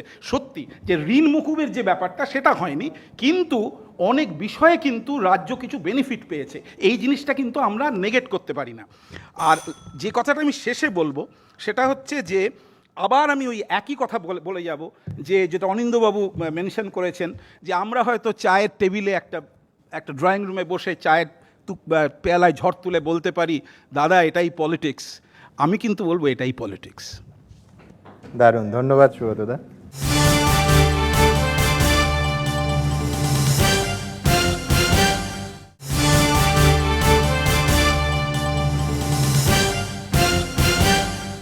পরের বক্তা মানব মুখোপাধ্যায়। আমার শুধু একটাই বক্তব্য থাকবে যে সত্যি দুজন ব্যক্তি, এই যে আমরা 9 জন বসে ঝালমুড়ি খাচ্ছি, এটা খবর হবে না, কিন্তু যারা খাচ্ছেন বা যারা গল্প করছেন, বৈঠক করছেন, তারা যদি প্রধানমন্ত্রী, মুখ্যমন্ত্রী বা কেন্দ্রীয় মন্ত্রী হন তাহলে তো হবেই। আর একটা শুধু সংশয় মানবদার কাছে আমার থাকবে, সুগতদাকে ধন্যবাদ এই ইস্যুটা ধরে দিলেন, যে 2011-তে যখন মনমোহন সিং ঢাকায় ডাকছিলেন, তিস্তা চুক্তির জন্যই যাচ্ছিলেন, মাননীয় মুখ্যমন্ত্রী যাননি, তখন যে তিস্তা চুক্তি রাজ্যের স্বার্থবিরোধী ছিল, হঠাৎ 15-তে এসে মনমোহন পাল্টে মোদি হয়েছেন, সেই একই চুক্তি রাজ্যের স্বার্থে চলে গেল, এই সংশয়। এই প্রশ্নটাই ওপেন এয়ারে সুগতবাবুই দেবেন। আমি শ্রীজাতর একটা চমৎকার ঐতিহাসিক উদাহরণ দিয়েছেন সেই জন্য সেটা দিয়ে শুরু করি। আলেকজান্দ্রারপুর ইতিহাসের আরেকটা ঘটনা বলি। অ্যান্তনিও গ্রামশি অসুস্থ, মুসোলিনির জেলে আটকানো, মারা যাবে, তিল করে মারা যাচ্ছে।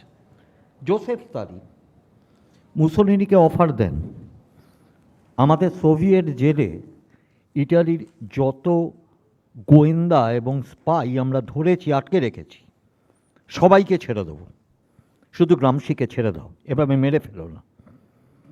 মুসোলিনি সৌজন্য দেখায়নি।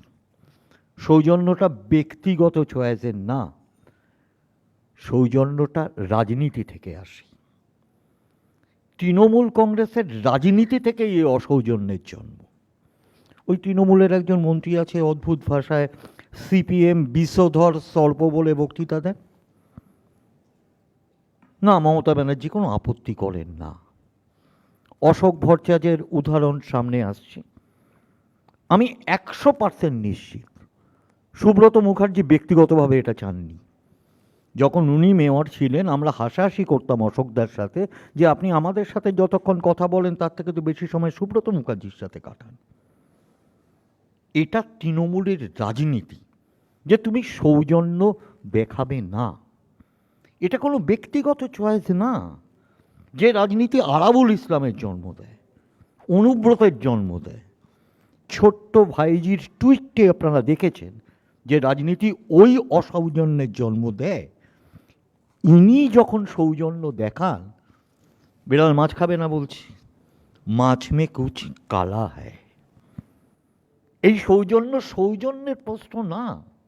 বিধানচন্দ্র রায় জ্যোতি বসুর প্রতি তার স্নেহ, এ তো ঐতিহাসিক তথ্য। এইগুলো দুটো রাজনীতির মধ্যে থেকে সৌজন্যবোধটা এসেছিল, কিন্তু তৃণমূলের রাজনীতির মধ্যে এই সৌজন্যবোধ নেই। সৌজন্য দেখিয়েছে। কথার মধ্যে আসলো না যে নরেন্দ্র মোদী প্রধানমন্ত্রী হলে একটা ফুলের মালা গেল না। সৌজন্যের অভাব, এই সৌজন্য দেখিয়েছেন তো গুজরাটে। দাঙ্গার পর, গণহত্যার পর, ভোটে জিতে আসবার পর এই নরেন্দ্র মোদীকে সৌজন্য দেখিয়ে মমতা ব্যানার্জি ফুলের মালা পাঠাননি। ইস্যুটা কি? তৃণমূলের রাজনীতি থেকে এই অসৌজন্যের জন্ম হয় এবং বিজেপির তাকে আলিঙ্গন করতে কোনো অসুবিধা নেই। পশ্চিমবাংলা বিজেপি কি বলবো, বেচারি। দিল্লির একজন নেতা আসতেন সিদ্ধার্থনাথ সিং নিয়মিত, আর আসেন না, কারণ অলরেডি এটা বিজেপির সিদ্ধান্ত অনুযায়ী পশ্চিমবাংলা বিজেপি বিসর্জন দেওয়া হয়েছে। মমতা ব্যানার্জি দিল্লিতে নরেন্দ্র মোদীর পায়ের তলায় বসবে, আর পশ্চিমবাংলা বিজেপি কলকাতাতে বিজেপির তৃণমূলের পায়ের তলায় বসবে। এটাই হচ্ছে কমন আন্ডারস্ট্যান্ডিংয়ের জায়গা। সেই জায়গাতে দাঁড়িয়ে যে নরেন্দ্র মোদীকে কোমরে দড়ি দিয়ে জেলে নিয়ে যাচ্ছিলেন, এখন তার সাথে নজরুল মঞ্চের গ্রিন রুমে আধ ঘন্টা কাটাতে পারেন, প্রধানমন্ত্রীর ঘরের বাইরে বেঞ্চিতে বসে অপেক্ষা করতে পারেন, এবং এই গোটাটার মধ্যে কোনো নীতিবোধের প্রশ্ন নেই। ক্ষমতা, যে ক্ষমতা দুর্নীতির থেকে উত্থিত হয়েছে, তার একটা পারস্পরিক বোঝাপড়া। সৌজন্যটা রাজনীতি নিরপেক্ষ ব্যক্তিগত চয়েস না। ধন্যবাদ মানবদা। পরের বক্তা শ্রীজাত। আর একটা কাব্যিক বিস্ফোরণের অপেক্ষায় আমরা। না না, একেবারেই না। এখানে খুব দড়ো মানুষজন তর্ক করছেন, সেখানে আমার কথা বলতেই পা কাঁপছে। নেহাত পোডিয়ামটা আছে বলে পাটা দেখা যাচ্ছে না। তো আমার খুব মনে পড়ছে শেক্সপিয়ারের কথা। এই মানুষটি এমনি এমনি এতগুলো শতক ধরে টিকে আছেন তা নন, তার মতো দূরদ্রষ্টা মানুষ খুব কম। আমার খুব মনে পড়ছে রোমিও অ্যান্ড জুলিয়েটের কথা, যারা পরস্পরকে এত ভালোবাসা সত্ত্বেও তাদের পারিবারিক বিরোধিতার কারণে তারা এক হতে পারেনি, মৃত্যুবরণ করে নিতে হয়েছিল। আমার মনে হয় কেমন আমরা এই রাজ্যে বা এই দেশে রাজনৈতিকদের আলাদা করে মানুষ ভাবতে ভুলে গিয়েছি। আজ যদি কোনো কারণে তৃণমূল কংগ্রেসের একটি ছেলে সিপিআইএমের একটি মেয়ের প্রেমে পড়ে, এদের দুজনের ফাঁসি হবে এই রাজ্যে। মানে আজকে বিজেপির একটি ছেলের সঙ্গে কুমিরের প্রেমও আমরা মেনে নেব, কিন্তু সিপিআইএমের কোনো ছেলের বা মেয়ের প্রেম মানতে পারবো না। তো এইরকম যেখানে একটা জায়গা গেছে যে আমরা ভেবেই নিচ্ছি যে আমরা বিরোধী, এবং শুধু ক্যাবিনেটে নয় তার বাইরেও বিরোধী থাকতেই হবে, আমরা হেসে কথা বলবো না, করমর্দন করব না, করলেও সেটার অন্য কোনোটেশন হবে, অন্য সমীকরণ হবে, তাহলে এখানে নিঃশ্বাস নেওয়াটা খুব কঠিন হয়ে যাবে। আমার মনে হয় বাদশাহ চমৎকার বলেছেন কয়েকটা কথা, সেখানে আমি একটা শব্দের একটুখানি মানে অন্য শব্দ স্থাপন করব। উনি বলেছেন যে যদি এই সুবিধাবাদকে আমরা মেনে না নিই, তাহলে আমরাও একটা সুবিধাবাদকে প্রশ্রয় দেব। এইটাই মানে যদি মেনে নিই। হ্যাঁ, তো আমার মনে হয় যে আমি সুবিধাবাদ কথাটাকে স্বপ্ন দিয়ে প্রতিস্থাপন করব। আমি এখনও খুব বোকার মতোই হয়তো স্বপ্ন দেখি যে এই দেশটা, এই রাজ্যটা তো দেশের বাইরে নয়, একটা সামগ্রিক উন্নয়নের পথে সত্যি এগিয়ে যাবে। কারণ না হলে একদিন এই দেশটা ছেড়ে আমাদের চলে যেতে হবে যেদিকে জায়গাটা যাচ্ছে, এবং সেটা কারো একার পক্ষে সম্ভব নয়। কারো এই ক্ষমতা নেই এই দেশকে একা নিয়ে গিয়ে একটা উচ্চ আসনে বসিয়ে দেওয়া এবং বাকিদের বলা দেখলে তো আমি কেমন করলাম। এদের সবাইকে মেলাতে হবে। আজকে মানববাবুদের, আজকে ব্রাত্যদাদের, তার সঙ্গে বাবুলদের, যদি সকলকে এসে একটা দেশকে এগিয়ে নিয়ে যেতে হয় তাহলে যেতে হবে। তার জন্যে নিজেদের সেই অহংকে বর্জন করেই এগোতে হবে। যদি না হয় তাহলে আমি কেবল আমারটা নিয়েই খুশি থাকব এবং অন্যের দোষ ধরেই খুশি থাকব। আমি দীর্ঘদিন ধরে দেখে আসছি এই রাজ্যের রাজনীতির একটা প্রধান শর্ত হচ্ছে কেবল অন্যের দোষ ধরা। সেটা দেশেরও তাই। রাহুল গান্ধীর বক্তৃতা শুনলে বুঝতে পারি যে মোদি কী কী করেননি, কিন্তু আমরা কী কী করেছি এইটা বলতে শুনি না, বা উনি কী কী করতে পারেন এটাও বলতে শুনি না। আমরা যদি যারা রাজনীতির আমরা করি না, যারা প্রত্যক্ষভাবে রাজনীতি করেন, তাদের কাছে একটা অনুরোধ যে যদি সৌজন্যটা সুবিধেবাদ হয়ে থাকে তাহলে সুবিধেবাদটাকে বাদ দিয়ে সৌজন্যটাকে নিয়ে আসুন। ভাবুন যে ও এই ভুলটা করছে, আমি কি করে ওর পাশে গিয়ে দাঁড়িয়ে বলতে পারি যে ভাই এটা ভুল হচ্ছে, এইটা ঠিক, এটা করবে। আমার কপালে একটা মশা বসলে সেটা কামড়ানোর আগে আমি টের পাই না। সুমন কিন্তু আগে টের পাবেন, কারণ সুমন আমাকে সোজাসুজি দেখছেন। সুমন যদি অপেক্ষা করেন যে এইবার শ্রীজাতকে মশাটা কামড়াক, তখন টের পাবে। তার চেয়ে যদি উনি বলে দেন যে শ্রীজাত আপনার কপালে একটা মশা বসেছে ভাই, উড়িয়ে দেবেন, আমি কিন্তু কামড়ের হাত থেকে বেঁচে যাব। সেটা কোনো সুবিধেবাদ নয়, সেটা সৌজন্য। সুবিধেবাদ নিপাত যাক, সৌজন্যের জয় হোক। চমৎকার শ্রীজাত, চমৎকার। আমি ওর কথা শুনে আতঙ্কিত হচ্ছিলাম যে হ্যাঁ, আমার পরের বক্তা অনিন্দ, আমি শুধু মাঝে বলি যে বিয়ে, এ রাজ্যে বিয়ে বাড়িতে অন্য দলের লোক গেলে যেতে বারণ করা হয়। পারস্পরিক বিয়ে তো অনেক বড় ব্যাপার। অনিন্দ, শ্রীজাত ওর বক্তব্যের প্রেমে না পড়ে উপায় নেই, কারণ শ্রীজাত যা বলছেন অন্তর থেকে বলছেন। এটা আশা করি এখানে উপস্থিত যারা দেখছেন এই অনুষ্ঠান প্রত্যেকেই বুঝতে পারছেন। কিন্তু আমি সুমনের এই কথাটা ধরেই এগোই যে আপনারা অমুক দলের লোক তমুক দলের বিয়ে বাড়িতে যাবেন না, বা তমুক দলের লোককে যদি আপনারা দেখেন তাহলে ঠ্যাং খোঁড়া করে দেবেন, মুন্ডু উড়িয়ে দেবেন, দুটো হাত কেটে দেবেন, এরকম নানান কিছু জিনিস তো আমরা দৈনন্দিন টেলিভিশনের পর্দাতেই দেখছি এরকম মন্তব্য। তাহলে এটাই পলিটিক্স, এবং এটাই রাজনীতি। এবং সত্যি এই রাজনীতি, আমার প্রশ্নটা হলো এই রাজনীতি, এই কোট আনকোট এই পলিটিক্সের ভবিষ্যৎটা কোথায়? আমরা কোন দিকে এগোচ্ছি?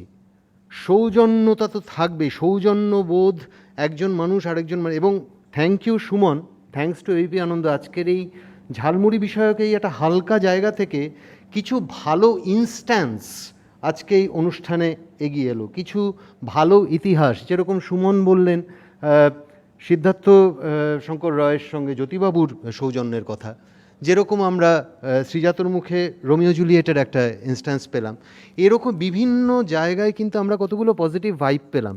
সো সৌজন্য নিয়ে কোনো সুস্থ মানুষের, কোনো শিক্ষিত মানুষের আপত্তি থাকার কথা নয়। কিন্তু আমার বারবার একটাই প্রশ্ন, যে রাজনীতিটা আমরা কন্টিনিউয়াসলি দেখে আসছি, যারা ভোট দিতে যান তারা কেউ রাজনৈতিক নন, অর্থাৎ কোনো দলের, তারা একটা দলের মতাদর্শকে, নীতি কোথায়? নীতিগুলোই ঘাঁটা। আজকে আমি একজনের নীতি দেখছি, তিনি বলছেন না না না, আপনি যদি বাগবাজারটা জায়গা দিয়ে যান তাহলে বাগবাজারটা আগে পাবেন। আরেক পরের দিনই আবার থেকে না না না, ওই রাস্তায় খবরদার যাবেন না, বাগবাজারটা বরং আপনি মেট্রো ধরে যান। সো এই যে নীতির ফ্লাকচুয়েশন, তার ফলে আমাদের মধ্যে একটা ঘাঁটা কনফিউজিং অবস্থা তৈরি হচ্ছে সাধারণ মানুষের মধ্যে। সেখান থেকেই সন্দেহের জন্ম হচ্ছে যে ও বাবা ঝালমুড়ি খেয়েছে, তার মানে দেখেছো গাড়িতে কি কি আলোচনা হয়েছে, দেখবে কখন কীরকম আসে। এই সন্দেহটা আমরা কেউই চাই না। কেন চাইবো? সন্দেহের মতো, সন্দেহ বলতেই তো সন্দেহের বিষ কথাটা তো এমনি এমনি আসেনি, কিন্তু এই বিষটা আমাদের মধ্যে ঢুকে গেছে, আনফর্চুনেটলি ঢুকে গেছে, এবং এই বিষের শিকার আমরা প্রত্যেকে। আজকে দুটো মানুষের মধ্যে এমনি কথা বলতে গেলে আমাদের সেকেন্ড থটস কিছু কাজ করে, আমরা কথা বলছি কিন্তু সাইমালটেনিয়াসলি আমরা মাথায় হয়তো অন্য কিছু একটা ভাবছি। আমরা এতটাই সন্দেহের শিকার। আমরা একটা পুরনো বন্ধু, স্কুলের বন্ধুর সঙ্গে দেখা হলে প্রথমেই তাকে সেই জড়িয়ে ধরতে গিয়ে কোথাও একটা আটকে গিয়ে 5টা ভাবনা মাথার মধ্যে চলে এসে আমাদেরকে আটকে দিচ্ছে। কেন? তার মানে কোথাও একটা বিষের ধোঁয়া ঘুরে বেড়াচ্ছে আমাদের সমাজে, যেটা নাকি আমাদের দম বন্ধ করে দিচ্ছে। আমি কখনোই এটা মানতে চাই না যে বাবুল সুপ্রিয় এবং মাননীয় মুখ্যমন্ত্রী একটা সৌজন্যমূলক সাক্ষাৎকারে তারা কোনো ষড়যন্ত্র করেছেন। এটা মানতে আমিও রাজি নই, এবং এটা মানতে আমার দুঃখ হয়। কিন্তু ওই যে কোথায় একটা জানি এমন কিছু জিনিস দেখছি, এমন কিছু জিনিস শুনছি প্রতিনিয়ত, এমন কিছু অসৌজন্যমূলক অফিসিয়াল স্টেটমেন্টস আমরা শুনছি যেগুলোর সঙ্গে রাজনীতির কোনো সম্পর্ক নেই। এই পলিটিক্সে আমি বিশ্বাস করি না। অমুকের মুন্ডু ঘুরিয়ে দাও, তমুকের লাশ ফেলে দেবো, বা অমুকের বাড়িতে বিয়ে বাড়িতে গেলে আপনাকে ওদেরকে বার করে দেবেন। এটা পলিটিক্স তো আমার মনে হয় অনেক বেশি শিক্ষিত মানুষের জায়গা। পলিটিক্স অনেক এখানে বিদগ্ধ সব মানুষরা রয়েছেন, তারা আমার থেকে অনেক বয়স্ক এবং অনেক অভিজ্ঞতা সম্পন্ন। তারা কি করে বলছেন যে এই সস্তার যে রাজনীতি, অর্থাৎ আমরা যে লেভেলের, প্রত্যেকটা জিনিসেরই তো একটা লেভেলস থাকে, আমাদের লেভেলটা নামতে নামতে নামতে নামতে মনে হয় এখন উঠোনের ঝগড়ায় এসে থেমেছে। সো এই উঠোনের ঝগড়াটা কিন্তু আমার মনে হয় না, এটা পলিটিক্স ঠিকই, কিন্তু এটা কোনো হেলদি পলিটিক্স বলে আমার মনে হয় না। এবং হেলদি নয় বলেই, আনহেলদি একটা সিচুয়েশনের মুখোমুখি আমরা প্রত্যেকে, তার শিকার প্রত্যেকে বলেই আমার মনে হয় সামান্য একটা ঝালমুড়ির মতো খাবার এবং একটা বন্ধুতাপূর্ণ আলোচনার মধ্যেও আমরা কোথাও একটা বিষ খুঁজে পাচ্ছি, কোথাও একটা ঝাল খুঁজে পাচ্ছি। ধন্যবাদ। ধন্যবাদ অনিন্দ।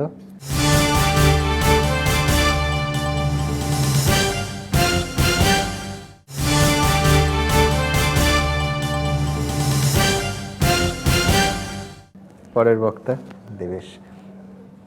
তবে এটা ঠিকই বোধহয় যে শুধু তো একটা যুগে নয়, মানে তার পরবর্তী সময় আক্রমণ তো কম হয়নি। গনি খান চৌধুরী সিপিএমকে বঙ্গোপসাগরে ফেলে দেওয়ার আহ্বান জানিয়েছিলেন। গনি খান চৌধুরী আর জ্যোতি বসুর ব্যক্তিগত সম্পর্ক কি একদিনের জন্য নষ্ট হয়েছে? আমার তো মনে হয় না। অথচ এখন বিরোধী নেতা মানেই তার পেছনে সিআইডি হয় খুনের নয় দুর্নীতির মামলা নিয়ে দৌড়চ্ছে। কোথাও বোধহয় তফাৎ একটা পরিবর্তন একটা সত্যি হয়েছে। দেবেশ। প্রথমেই অনিন্দকে ধন্যবাদ আমাদের পক্ষে কথা বলার জন্য, এবং একটা সম্পূর্ণ বক্তব্য রাখলো, তাতে আমাদের বিরুদ্ধে কোনো কথা নেই এবং আমাদের পক্ষে, সুতরাং আমাদের পক্ষে 5 জন হলো, এজন্য অনিন্দকে ধন্যবাদ। আমার আজকে কথা বলতে গিয়ে মনে পড়ে যাচ্ছে যে আমাদের নাটকের দুজন ব্যক্তিত্বের কথা, শম্ভু মিত্র এবং উৎপল দত্তের কথা। একটা আমাদের প্রচলিত জায়গা ছিল যে শম্ভু মিত্র এবং উৎপল দত্তের মধ্যে কোথাও যেন একটা কোথাও আকচাকচির ব্যাপার আছে। তো শম্ভু মিত্র একবার একটা নাটকের, রবীন্দ্রনাথের একটা নাটকের রিভিউ করেছিলেন উৎপল দত্ত। সেই রিভিউটা একটা অসাধারণ রিভিউ ছিল। তার কারণটা হচ্ছে যে উনি তখন কিন্তু বাজারে প্রচলিত একটা জায়গা ছিল যে উনি একদমই পছন্দ করেন না উৎপল দত্ত সৌম্যমিত্রকে। কিন্তু যখন তিনি রিভিউটা লেখেন সৌম্যমিত্রের সেই নাটকের, তাতে প্রতি ছত্রে, প্রতি পদে, প্রতি অক্ষরের মধ্যে তার থিয়েটার সম্পর্কে, সৌম্যমিত্রের থিয়েটার সম্পর্কে তার শ্রদ্ধা, তার ভালোবাসা, তার সম্পর্ক, মানে থিয়েটারের প্রতি তার ভালোবাসার, সৌম্যমিত্রের যে ভালোবাসাটা এবং একই সঙ্গে সৌম্যমিত্রের কাজের প্রতি তার যে সম্মান এবং ভালোবাসা, সেই সবটা তার লেখার মধ্যে আমি নিজে যখন পড়েছি তখন অসাধারণ লেগেছিল। তো সবটা ক্ষেত্রেই আমাদের থিয়েটারের প্রতিটা ক্ষেত্রে পরবর্তীকালে দেখেছি যে আমাদের মধ্যেও অনেক সময় অসৌজন্যের অনেক জায়গা চলে এসেছিল বা এসেছে সময়ের প্রেক্ষিতে। কিন্তু ওইটা যদি ক্রমশ কমতে থাকে, আমি দেখেছি যে শেষ অবধি ওটাতে কোনো লাভ হয় না। কিন্তু আমাদের আজকের আলোচনা যেহেতু রাজনৈতিক মানুষদের নিয়ে, আমরা খুব হয়তো সহজে চলে আসতে পারি, আমাদের ভুল স্বীকার করতে পারি, আমরা সহজে চলে আসতে পারি। কিন্তু আজকের কথা হচ্ছে যেহেতু রাজনৈতিক মানুষদের নিয়ে, আমরা রাজনৈতিক মানুষদের সবসময় আমরা একটা আলাদা খাপের মধ্যে, আলাদা খোপের মধ্যে ভরে রেখেছি হয়তো তাদেরই কারণে।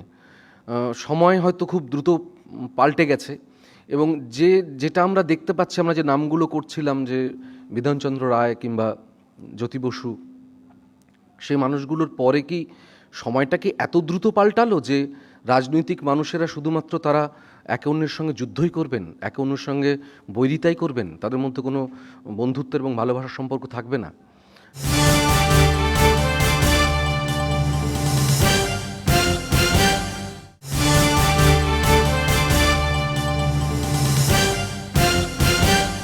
আবার এও তো শুনি যে কোনো সময় হয়তো লোকসভা কিংবা বিধানসভার সেশনের মাঝখানে যখন আড্ডা হয় বা গল্প হয়, তখন তারা তো বিরোধী দলের মানুষরা তো পারস্পরিক বসে তারা কথা বলেন, গল্প করেন, আড্ডা মারেন। তাহলে সেই আড্ডাটা যদি প্রকাশ্যে হয়, তাহলে তো সাধারণ মানুষ কিছুটা ভরসা পান। তার কারণ হচ্ছে যে সবসময় একে অন্যের বিরুদ্ধে একটা লড়াই, একটা ঝগড়ার পরিবেশ থাকে, তাহলে আমার মনে হয় যে সামাজিক পরিবেশের মধ্যেও ওই টেনশনটা কোথাও আমাদের মধ্যে কাজ করে। কিন্তু আমরা তো এই টেনশনটা চাই না, সাধারণ মানুষ সেই টেনশনটা চায় না। একজন রাজনৈতিক দলের মানুষ যদি আরেকজন রাজনৈতিক দলের মানুষের বিরুদ্ধে কোনো কথা বলেন, তার সঙ্গে বিরুদ্ধে কোনো কথা, এমন কোনো কথা বলেন যেটা তার সমর্থকদের উত্তেজিত করতে পারে, এবং উল্টো দিকের মানুষরাও যদি একই কথা বলেন সেটা তার সমর্থকদের উত্তেজিত করতে পারে, তাহলে অসংখ্য মানুষ থাকেন যারা এই সমর্থকদের বাইরে, সরাসরি সমর্থনের বাইরে কিন্তু তারা ভোট দেন, তারা মাঝে মাঝে কিন্তু বিপন্ন বোধ করেন। তখন কিন্তু সমাজটা তাৎক্ষণিকভাবে কোথাও একটা গোলমেলে পরিবেশ তৈরি হতে থাকে। সুতরাং এটা মনে হয় যে এখন সময়, হয়তো আমি জানি না যে সময় এসেছে কিনা, কিন্তু মনে হয় যে সময় চলে আসা উচিত, আবার সে পুরনো সময়টা ফিরে আসুক, যে সময়টা সৌজন্যের সময়, এবং সৌজন্যের আড়ালে বাদটা বাদ যাক, শুধু সুবিধা হোক, এবং সেটা জনগণের সুবিধা, এবং সেই জনগণের সুবিধার জন্য সৌজন্য একে অন্যের সঙ্গে হাত মেলাক। ধন্যবাদ দেবেশ। আমার ভালো লাগলো, কি সুন্দর সংযমের সঙ্গে তুমি ব্যক্তিগত কনোটেশনটা আনলে একটা বাক্যে। পরের বক্তব্য বাদশার। দেবেশ বলেছে আমার দল থেকে অনিন্দে চলে গেছে, আমি কিন্তু দেবেশের দলের দুজনকে পাচ্ছি সঙ্গে, কি করে পাচ্ছি বলছি।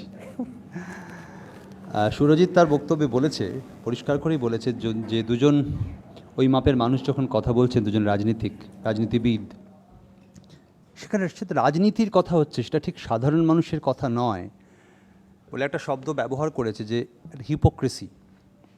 এটা তো থাকবে, এটা মেনে নিয়েছি আমরা।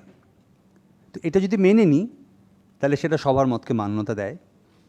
আর তারপরে আরেকজন শ্রদ্ধেয় মানুষ, খুবই মানে পছন্দের মানুষ, সুগত দা, তিনি পরিষ্কার করে বুঝিয়ে দিয়েছেন যে এই মুহূর্তে এই রাজ্যে প্রায় প্রধান, অন্তত ভোটের নিরিখে, দুটো রাজনৈতিক দল। এর যিনি রাজ্যে ক্ষমতায় আছেন তার দিল্লিতে যাওয়ার সম্ভাবনা নেই এই মুহূর্তে। আর যিনি দিল্লিতে আছেন তিনি বেশ কিছুদিন ধরে বুঝতে পারছেন, বিহারে ধাক্কা খেয়েছেন, দিল্লিতে বড় ধাক্কা খেয়েছেন, লাস্ট নির্বাচনে কর্পোরেশন কলকাতায়ও বেশ বড়সড় ধাক্কা খেয়েছেন। তারা বুঝতে পারছেন যে পশ্চিমবঙ্গে ভিত খুব একটা শক্ত নয়। তাই সুগতদা খুব পরিষ্কার করেই বলেছেন যে তাদের মধ্যে একটা হিসেব হয়ে গেছে। এটা তাহলে কিন্তু সৌজন্য নয়, তাহলে একটা হিসেব রইল।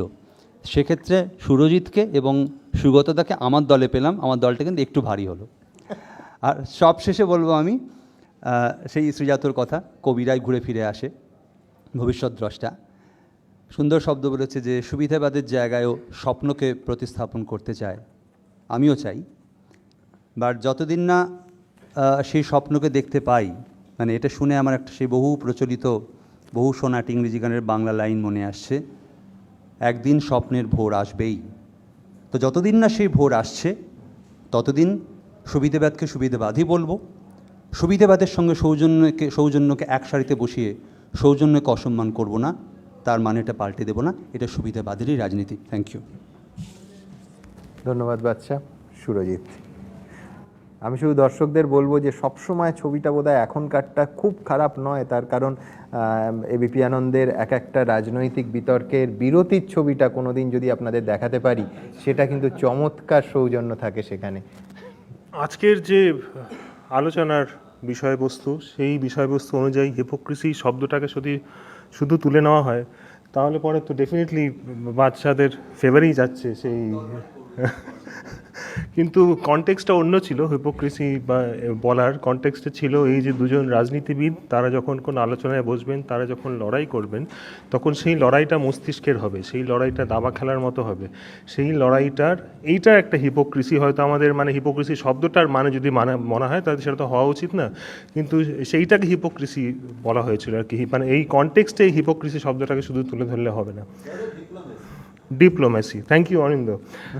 এবার আমি অনিন্দর বললাম, আমি অনিন্দর কথায় আসতাম যে আজকে যদি আমার আর অনিন্দর কোনো স্টেজে অনুষ্ঠান থাকে, ধরুন আমার আগে অনিন্দ অথবা অনিন্দর আগে আমি, যাই হোক, আমার প্রচেষ্টা এই থাকবে যে আমি যেন স্টেজের অনুষ্ঠানে সেই যেন সবাই বলে যে সুরজিৎ ফাটিয়ে দিল আজকে। এইবার এইটা তো সত্যি, এইটার মধ্যে কোনো মিথ্যে নেই। এটা যদি বলেন ছোটোখাটো রাজনীতির মধ্যে, এটাও হয়তো রাজনীতি, যে আমার জায়গায় প্রমাণ করতে হবে যে আমি আজকে কাঁপিয়ে দিলাম আর কি। তো এইবার সেটা পারফরমেন্স দিয়ে, তার বাইরে কিছু না। এইবার অনিন্দর কথা বলছি, অনিন্দ আমাকে এক বছর আগে একটা ফোন করেছিল। এই ফোনটা এত সুন্দর যে এর আগেও কখনো আমি এরম ফোন পাইনি, পরেও এরম ফোন পাইনি। অনিন্দ ফোন করে আমাকে বললো যে শোন, তোকে এমনি ফোন করলাম গল্প করব বলে। বললো যে আমি তোর সবাই শুধু কাজের ফোন করে, জানিস তো, আজকাল কেউ কোনো এমনি ফোন করে না। যে আমি বললো গল্প করবো তোর সাথে, বল তো কেমন আছিস, সেখান থেকে শুরু করি। অসাধারণ একটা ফোন মনে হয়েছিল আমার সেই সময়। এবং তাহলে আমি কি করতাম? আমি কি অনিন্দকে সন্দেহ করতাম যে এই ফোনটা কেন করলো অনিন্দ? তার মানে কি এর পেছনে কোনো অভিসন্ধি দিয়েছে অনিন্দ? এইভাবে কি বেঁচে থাকা যায়? এবং আমার আরেকটা জিনিস আমার বারবার মনে হয় যে একটা গণতন্ত্রে যখন আমরা বাস করি, সেই গণতন্ত্রে বিরোধী পক্ষ থাকতেই তো হবে, নয়তো আর গণতন্ত্র কী করে হবে? এবং সেই বিরোধী পক্ষ এবং সরকার পক্ষ তাদেরকে তো একসাথে চলতেই হবে, একসাথে না চললে তো কিছুই হবে না। সেই কাঁকড়ার গল্প হয়ে যাবে যে উঠতে যাবে অন্যজন তার পা ধরে নামিয়ে দেবে। কোনোভাবে যদি তারা কিছুটা জায়গাও তারা একসাথে আসতে পারে তাহলে পরে হয়তো আমরা এগোতে পারি। আর সমস্ত রাজনীতি বাদ দিয়ে আমি একটা কথা বলছি যে তৃণমূল, বিজেপি, সিপিএম আর যারা আছেন আর কি, সবাই সমস্ত কিছু বাদ দিয়ে বলছি, একজন রাজ্যের মুখ্যমন্ত্রী সে কি দেশের প্রধানমন্ত্রীর সাথে দেখা করবে না? এবার দেখা না করলে কি আমাদের খুব ভালো হবে? মানে সে যদি মুখ্যমন্ত্রী বা প্রধানমন্ত্রী যদি দুজনের মুখ না দেখেন এবং দুজনের কথা না শোনেন, সেটা কি আমাদের পক্ষে খুব মঙ্গল? আমার তো একদমই মনে হয় না এটা আমাদের পক্ষে মঙ্গল। এবং অতএব যদি আগে কিছু ঘটনা ঘটেও গিয়ে থাকে, এখন যদি মনে হয় সেই দিকে এগোচ্ছে যে তারা একসাথে হলে হয়তো আমাদের দেশের কিছু ভালো হবে, আমাদের রাজ্যের কিছু, বারবারই রাজ্যের কথাই আসছে, যে অবশেষে আমি মনে করি রাজ্যের ভালোই হচ্ছে আসল কথা। যদি সেখানে কিছু ভালো হয় তো সেটা ওয়েলকাম। আর এই জন্যেই বারবার বলছি যে সৌজন্য থাকা দরকার, সৌজন্য ছাড়া আমরা এগোতে পারবো না। ধন্যবাদ। সত্যি কথা বলতে যে এই রকম সৌজন্যের পরিবেশে আমাদের সচরাচর বিতর্কগুলো হয় না। আমি কোনো বিশেষ কারণ দর্শাতে চাই আজকে না। তুমি বেকার। আমার তৃতীয় এবং শেষ রাউন্ড, আমি চাইবো যে এই সৌজন্যের আবহাওয়াটাই শেষ পর্যন্ত স্থায়ী হোক, আমি নিশ্চিত যে হবে। বারবার একটা কথা ঘুরে আসছে, ওই জন্য একটা প্রশ্ন দিয়েই আপনাদের সবার কাছে এই তৃতীয় রাউন্ডে আসবো, সেটা হচ্ছে হিপোক্রেসি। সৌজন্যের কি হিসেব হয়? সৌজন্য কি ভেতর থেকে আসে না?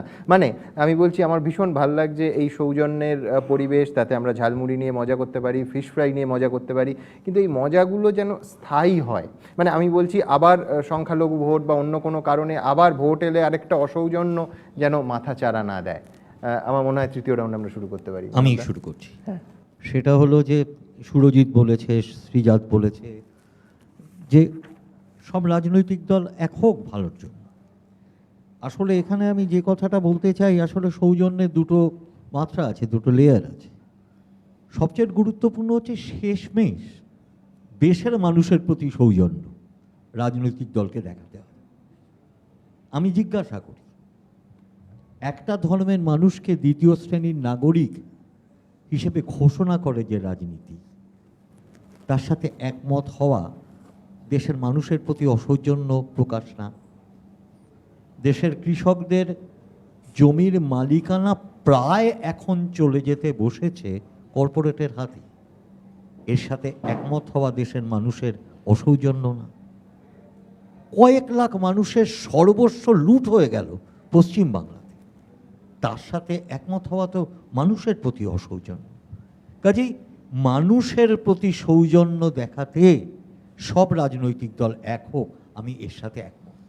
কিন্তু মানুষের প্রতি অসৌজন্যকে যদি মেনে নেয়, সেটা দেশের পক্ষে, রাজনীতির পক্ষে একটা ভয়ঙ্কর বিপদ।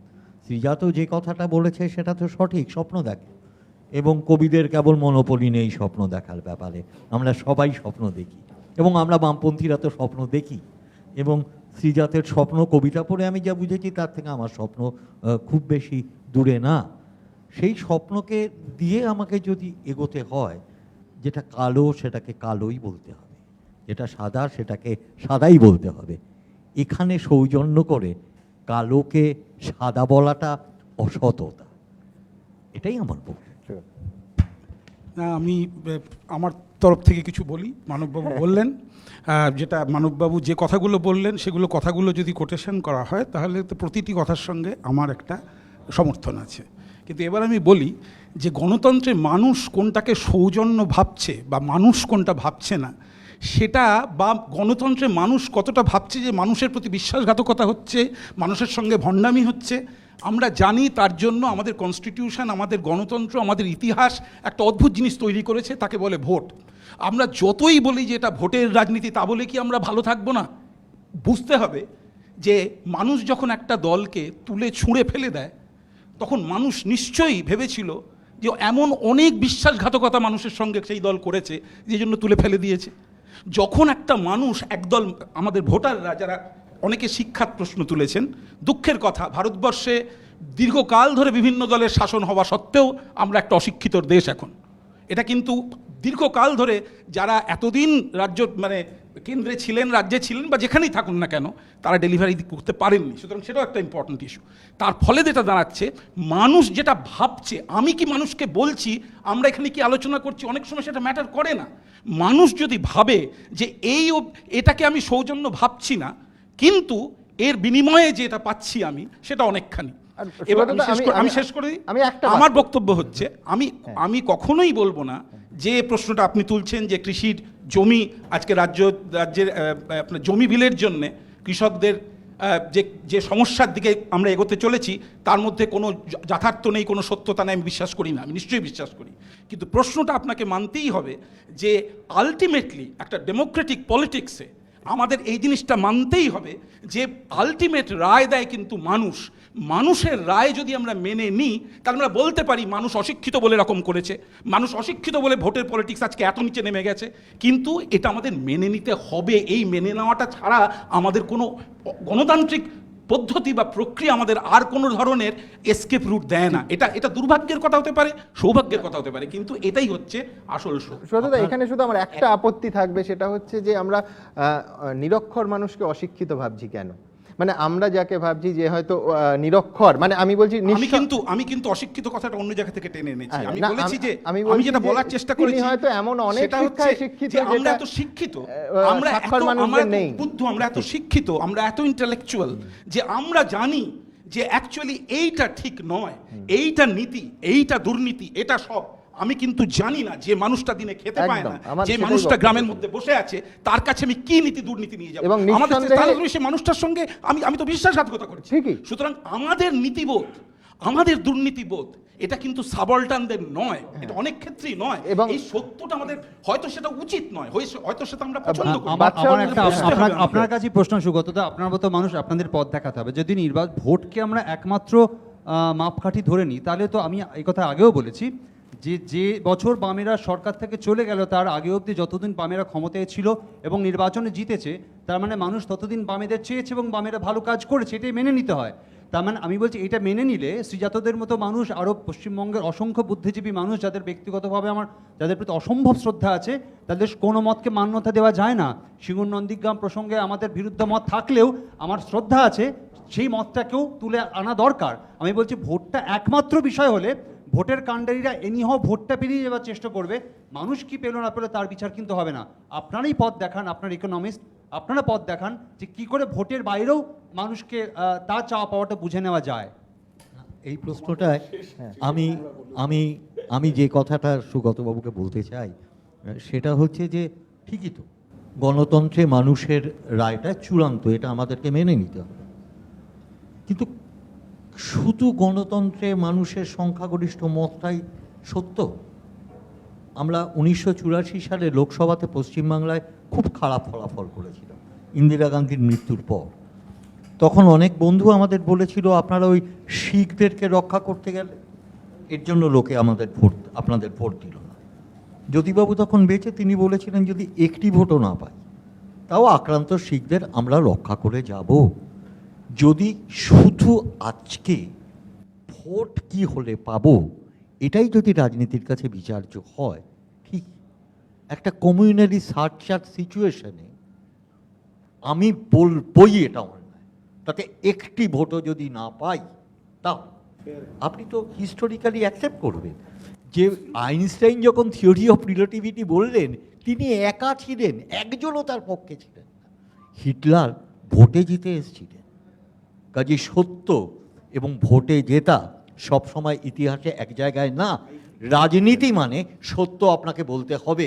সৎ রাজনীতি হলো এই কটা ভোট পেলেন সেটা না, যা সত্য সেটা আপনাকে বলতে হবে। আমার মনে হয় যে আমরা একটুখানি সবার বিষয় থেকে সরে গেছি। যাই হোক, এই ধরনের ইয়ে তো আসবেই, ডিভিশনস তো আসবেই, সেটা খুব স্বাভাবিক। আমি মানবদাকেই বলছি, মানবদা যেটা বলেছেন যে খুব ঠিক কথা, যে রাজ্য যে খুব চমৎকার চলছে তা নয়, চিরকালে যে খুব দুর্দান্ত চলেছে তাও নয়। এখন যেটা যার ভুল সেটা তাকে ধরিয়ে দিতে হবে। আপনি যেটা বলছেন না, আমি একমত হওয়ার কথা বলছি না, যদি কেউ অন্যায় করে তার সঙ্গে একমত হওয়ার প্রশ্নই ওঠে না, কিন্তু আমি তার ছায়া মারাবো না, তাকে আমি ব্রাত্য করে দিলাম যে ও তো অন্যায় করছে, ওর ঘরে বসে অন্যায় করুক, আমি এই ঘর থেকে বলবো তুই ভুল করছিস। আমাকে গিয়ে তার হাত ধরে বলতে হবে যে এটা ভুল, কখন ভুল হচ্ছে বা কখন তাকে ছুঁড়ে ফেলে দেওয়া হয়, তারপর আমি তার জায়গায় গেলাম। সুগত কি করে বলবো, আমি তো বিষধর সর্প, আমি কি করে গিয়ে তার হাত ধরবো? না, একটা আমার যেটা মতামত হচ্ছে যে আমার মানবদা খুব সুন্দর বলছেন যে সাদাকে সাদা কালোকে কালো। এখনো গণতন্ত্র আছে বলে আমাদের মতো কিছু মানুষ আছেন যারা এখনো সাদাকে সাদা বলতে ভয় পাই না, কালোকে কালো বলতে ভয় পাই না, তারপরেও আমরা বেঁচে পড়তে আছি, গলা তো নামিয়ে দেওয়া হয়নি। কিন্তু সাদা আর কালো মিশলে একটা ছাই রং তৈরি হয়। আমরা যেন গ্রে শেডটাকে ভুলে না যাই। সাদা আর কালো মানে কিন্তু দুটো এক্সট্রিমকে মেনে নেওয়া, মাঝখানের জায়গাটাকে মুছে ফেলা। মাঝখানে একটা বিস্তীর্ণ এলাকা পড়ে আছে যেখানে একটা ডিসকোর্স হতে পারে, যেখানে একটা ডায়ালগ ওপেন হতে পারে। আমাদের রাজনীতিতে কিন্তু ডায়ালগের কোনো জায়গা নেই। সৃজাত, আমার মনে হচ্ছে যে ঠিক যে কারণে আমি ছাই রঙের জামা পরেছি, অবশ্য কে সাদা কে কালো আমি জানি না। যেহেতু আমরা ডিভিয়েট করে গেছি, আমি মানে এখন আমার মনে হচ্ছে থার্ড রাউন্ডটা একটা মিলেমিশে কিছু একটা হচ্ছে, মনে হচ্ছে দাঁড়াবে দত্তদের রোয়াক আর মুখার্জিদের রোয়াকে সন্ধ্যেবেলা বসে আমরা আড্ডা কিন্তু দিচ্ছি। কিছুতেই ঝগড়া হচ্ছে না। না, ঝগড়া হবে না, ঝগড়া হবে না, জন্য। কারণ আমরা সারাক্ষণ ঝগড়াই দেখি, যেটা সুমন বললেন। ওটা ঝালমুড়িটা রেখেছি এবার থেকে রাখবো। আমি যেটা বলি যে এই যে সুগতাদা যেটা বললে এবং সুমন একটা অপূর্ব কথা বললে, ভীষণ ভালো লাগলো, যে নিরক্ষর আর অশিক্ষিত। নিরক্ষর কথাটা তো তারা তো আমার মনে হয় তারা এত আনফরচুনেট একটা শ্রেণী যেটা নাকি অধিকাংশ। আমরা কলকাতায় মেট্রোপলিস বাড়ির জানলা খুললে ট্যাক্সি ডেকে, জানলা দিয়ে ট্যাক্সি ডাকি, আমরা শপিং মল যাই, আমাদের যাবতীয় যা সুবিধে হচ্ছে সব আমাদের ঘিরে, কিন্তু তার বাইরে একটা বিপুল সংখ্যক লোক যার পার্সেন্টেজ অনেক বেশি রেশিও অনুযায়ী, তারা তো কিচ্ছু পায়নি। তারা শিক্ষা পায়নি, তারা স্বাস্থ্য পায়নি, তারা স্কুল পায়নি, তারা রাস্তা পায়নি, তারা আলো পায়নি, শুধু কে পেয়েছে প্রতিশ্রুতি। যদি 20% কাজ হয়েছে, 80% তারা পাননি। আমার এরকম একটা অভিজ্ঞতা আছে, আমি একটা গ্রামে সুন্দরবনে গিয়ে একটি ছেলেকে জিজ্ঞেস করছি, ভাই তোমাদের হাসপাতাল কোথায়? বলছে এই তো সদরে। আমি কতক্ষণ লাগে? বললো 2.5 ঘন্টা। সো 2.5 ঘন্টা হাসপাতালে যেতে লাগে, আসতে লাগে, সেটা তার কাছে তার ফ্যাকাল্টিটা ওই জায়গাটা অফ করে দেওয়া হয়েছে, যে তার কাছে তো এটাই সুবিধে যে আমার গ্রাম থেকে 2.5 ঘন্টা পরে একটা হাসপাতাল আছে। সুতরাং শহুরে জীবনের সঙ্গে গ্রামের জীবনের কোনো সম্পর্কই নেই। একদম ঠিক। আমি একদম অনিন্দর কথা টেনে নিয়েই বলছি, অনিন্দর কথা টেনে নিয়েই বলছি। অনিন্দ আবার আমাদের পক্ষে একটা কথা বললো, ধন্যবাদ অনিন্দ। আমি সৌজন্যের আবার ফিরে পক্ষে, আমার মনে হয় এখানে 8 জনই আমরা সুস্থতার আবার পক্ষে। কিভাবে তুমি বললে, আমি কিভাবে বললে সেটা বুঝিয়ে দিচ্ছি আমি। এই যে বললে যে মানুষের অনেক না পাওয়া আছে, অন্তজ মানুষ, সাধারণ মানুষের যে না পাওয়াগুলো আছে সেগুলো আজকে আমরা শহরে দাঁড়িয়ে আমরা বুঝতে পারবো না। সত্যি তো 100% সত্যি। তো তার এইরকম বিপক্ষ রাজনৈতিক দলের মানুষেরা যদি পাশাপাশি বসে দুটো কথা বললে বা একটু আলাপ আলোচনা করলে এই অসংখ্য না পাওয়ার মধ্যে কিছু পাওয়া হয়, ক্ষতি কি?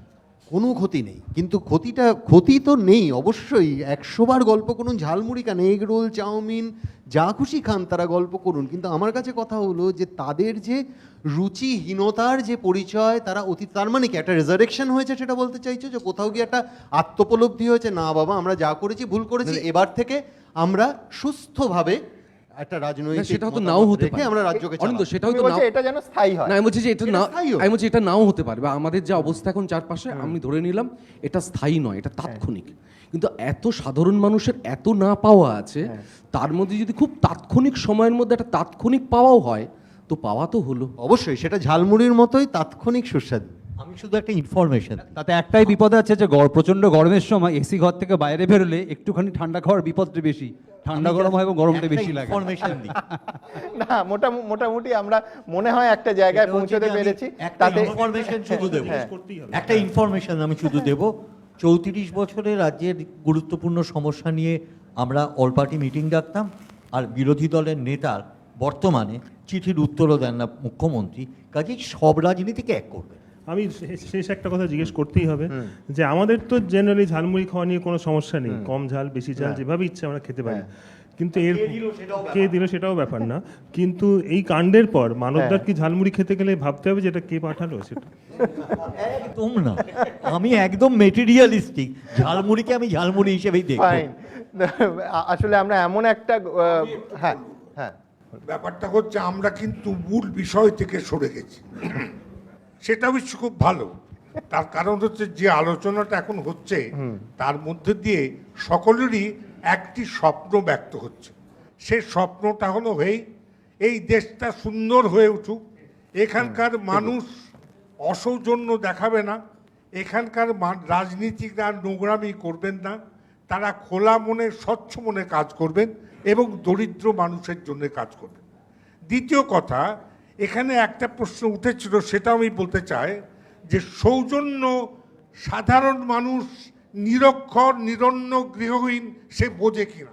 আমার নিজের অভিজ্ঞতা হচ্ছে 100 ভাগ সে বোঝে, 100 ভাগ আমি নিজের জীবনে এটা বারবার প্রমাণ পেয়েছি যে তারা কতটা সৌজন্য তাদের মধ্যে আছে। সৌজন্য নেই কাদের? আমরা যারা শিক্ষিত মানুষ, আমাদের সৌজন্য নেই। আমরা যারা রাজনীতি করি, আমরা সৌজন্য দেখাতে পারি না রাজনীতির স্বার্থে। কিন্তু এখানে আরেকটা বলার কথা, বিরোধী পক্ষ যে সমস্ত কথাগুলি বলেছেন সবই কিন্তু স্বপ্নের কথা। প্রশ্ন ছিল যে এই ঝালমুড়ি রাজনৈতিক সুবিধাবাদ কিনা, এইটাই ছিল মূল প্রশ্ন। এখানে বলতে হয় যে এই রাজনীতিক এইটা ঝালমুড়ি কিন্তু রাজনৈতিক সুবিধাবাদের পরিচায়ক, এছাড়া অন্যথা কিছু হয়নি। তার কারণ হচ্ছে এই যে আমরা আমি যেটা বলতে চাইছি, আমি 1 মিনিট সময় নেব, সেটা হচ্ছে এই যে আমরা স্বপ্ন দেখার ক্ষেত্রে আমরা একমত, এক জায়গায় দাঁড়িয়ে আছি। আমরা সবাই চাইছি দেশটা ভালো হোক, কিন্তু আমাদের এই স্বপ্ন পূরণ হবে কবে, এই প্রশ্ন আমাদের মনে থেকেই যাচ্ছে। এবং আমি জানি না যে কোনোদিন আমাদের এই স্বপ্ন পূরণ আদৌ সম্ভবপর হবে কি। আমার সময় একেবারে শেষ। আমি জাস্ট একটা কথা বলি যে আমি স্যারের সঙ্গে নিশ্চয়ই আমরা সরে গেছি খানিকটা থেকে। আমার বক্তব্য হচ্ছে যে বক্তব্য কিছু না, এটাই ফ্যাক্ট। এখন ফ্যাক্ট বললে সবাই মাথা নাড়াবে। সেটা হচ্ছে সুবিধে আমরা সবাই নিই, সুবিধে আমরা সবাই নিই, কিন্তু তার স্তরভেদ থাকে। কিছু মানুষ সুবিধে নিলে আমরা সহ্য করতে পারি না। না না, কেউ কেউ আছে সুবিধা নিলে সেটা সুবিধা বলবো, সেটা সৌজন্য বিশেষ বলবো না। সুবিধা বিশেষ পরিস্থিতি না, সুবিধা নিলে আমাকে সুবিধাই বলবো, সৌজন্য বলবো না। এর মধ্যে কেউ কেউ আছে বিশেষ সময় বিশেষ সুবিধা নেওয়ার চেষ্টা করে। আমরা কিন্তু সৌজন্যের পক্ষে, তাই আমরা চুপ করি। একদম একদম না, এই কথা দিয়েই আজকের এই অনুষ্ঠান শেষ করব। আমরা এত ঝালমুড়ির আড়ালে এত গুরুগম্ভীর এবং গুরুতর একটি বিষয় নিয়ে আলোচনা করছিলাম। অ্যাকচুয়ালি কোন পক্ষ জিতলো একমাত্র ভবিষ্যতে বাংলার ইতিহাস তার সাক্ষ্য দিতে পারে, তার থেকে কোনো রিফ্লেকশন আসতে পারে। এখানে এই বিতর্ক সভায় কোনো সিদ্ধান্তে পৌঁছানো সত্যিই খুব মুশকিল। আমি শুধু শেষে এইটুকু বলবো, যেভাবে অনেকে বলেন যে বাংলায় সমস্ত কিছু নিয়ে রাজনীতি হয়, ফিশ ফ্রাই, তারপরে ঝালমুড়ি, চিকেন মোমো পরবর্তী আইটেম ছিল, তার কারণ কংগ্রেসের পরিষদীয় দল মুখ্যমন্ত্রীর সঙ্গে দেখা করার কথা ছিল, অধীরবাবু বিধানসভায় গিয়ে ভেস্তে দিয়েছেন। শোনা যায় যে সে বৈঠকের মেনু ছিল চিকেন মোমো, সুতরাং চিকেন মোমো বেঁচে আছে। আমরা এই যুক্তি তর্কের পর এবার গল্পের সময়, সুতরাং এই অনুষ্ঠান শেষ করব। সবাই ভালো থাকবেন, শুভরাত্রি।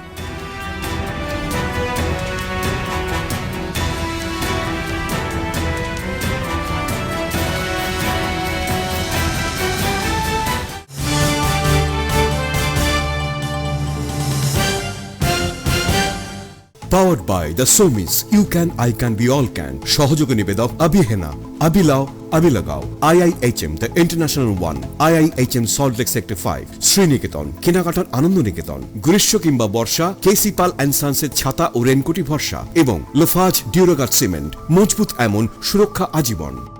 Beverage partner, Pink on Highland Blue, packaged drinking water, Be High on Life.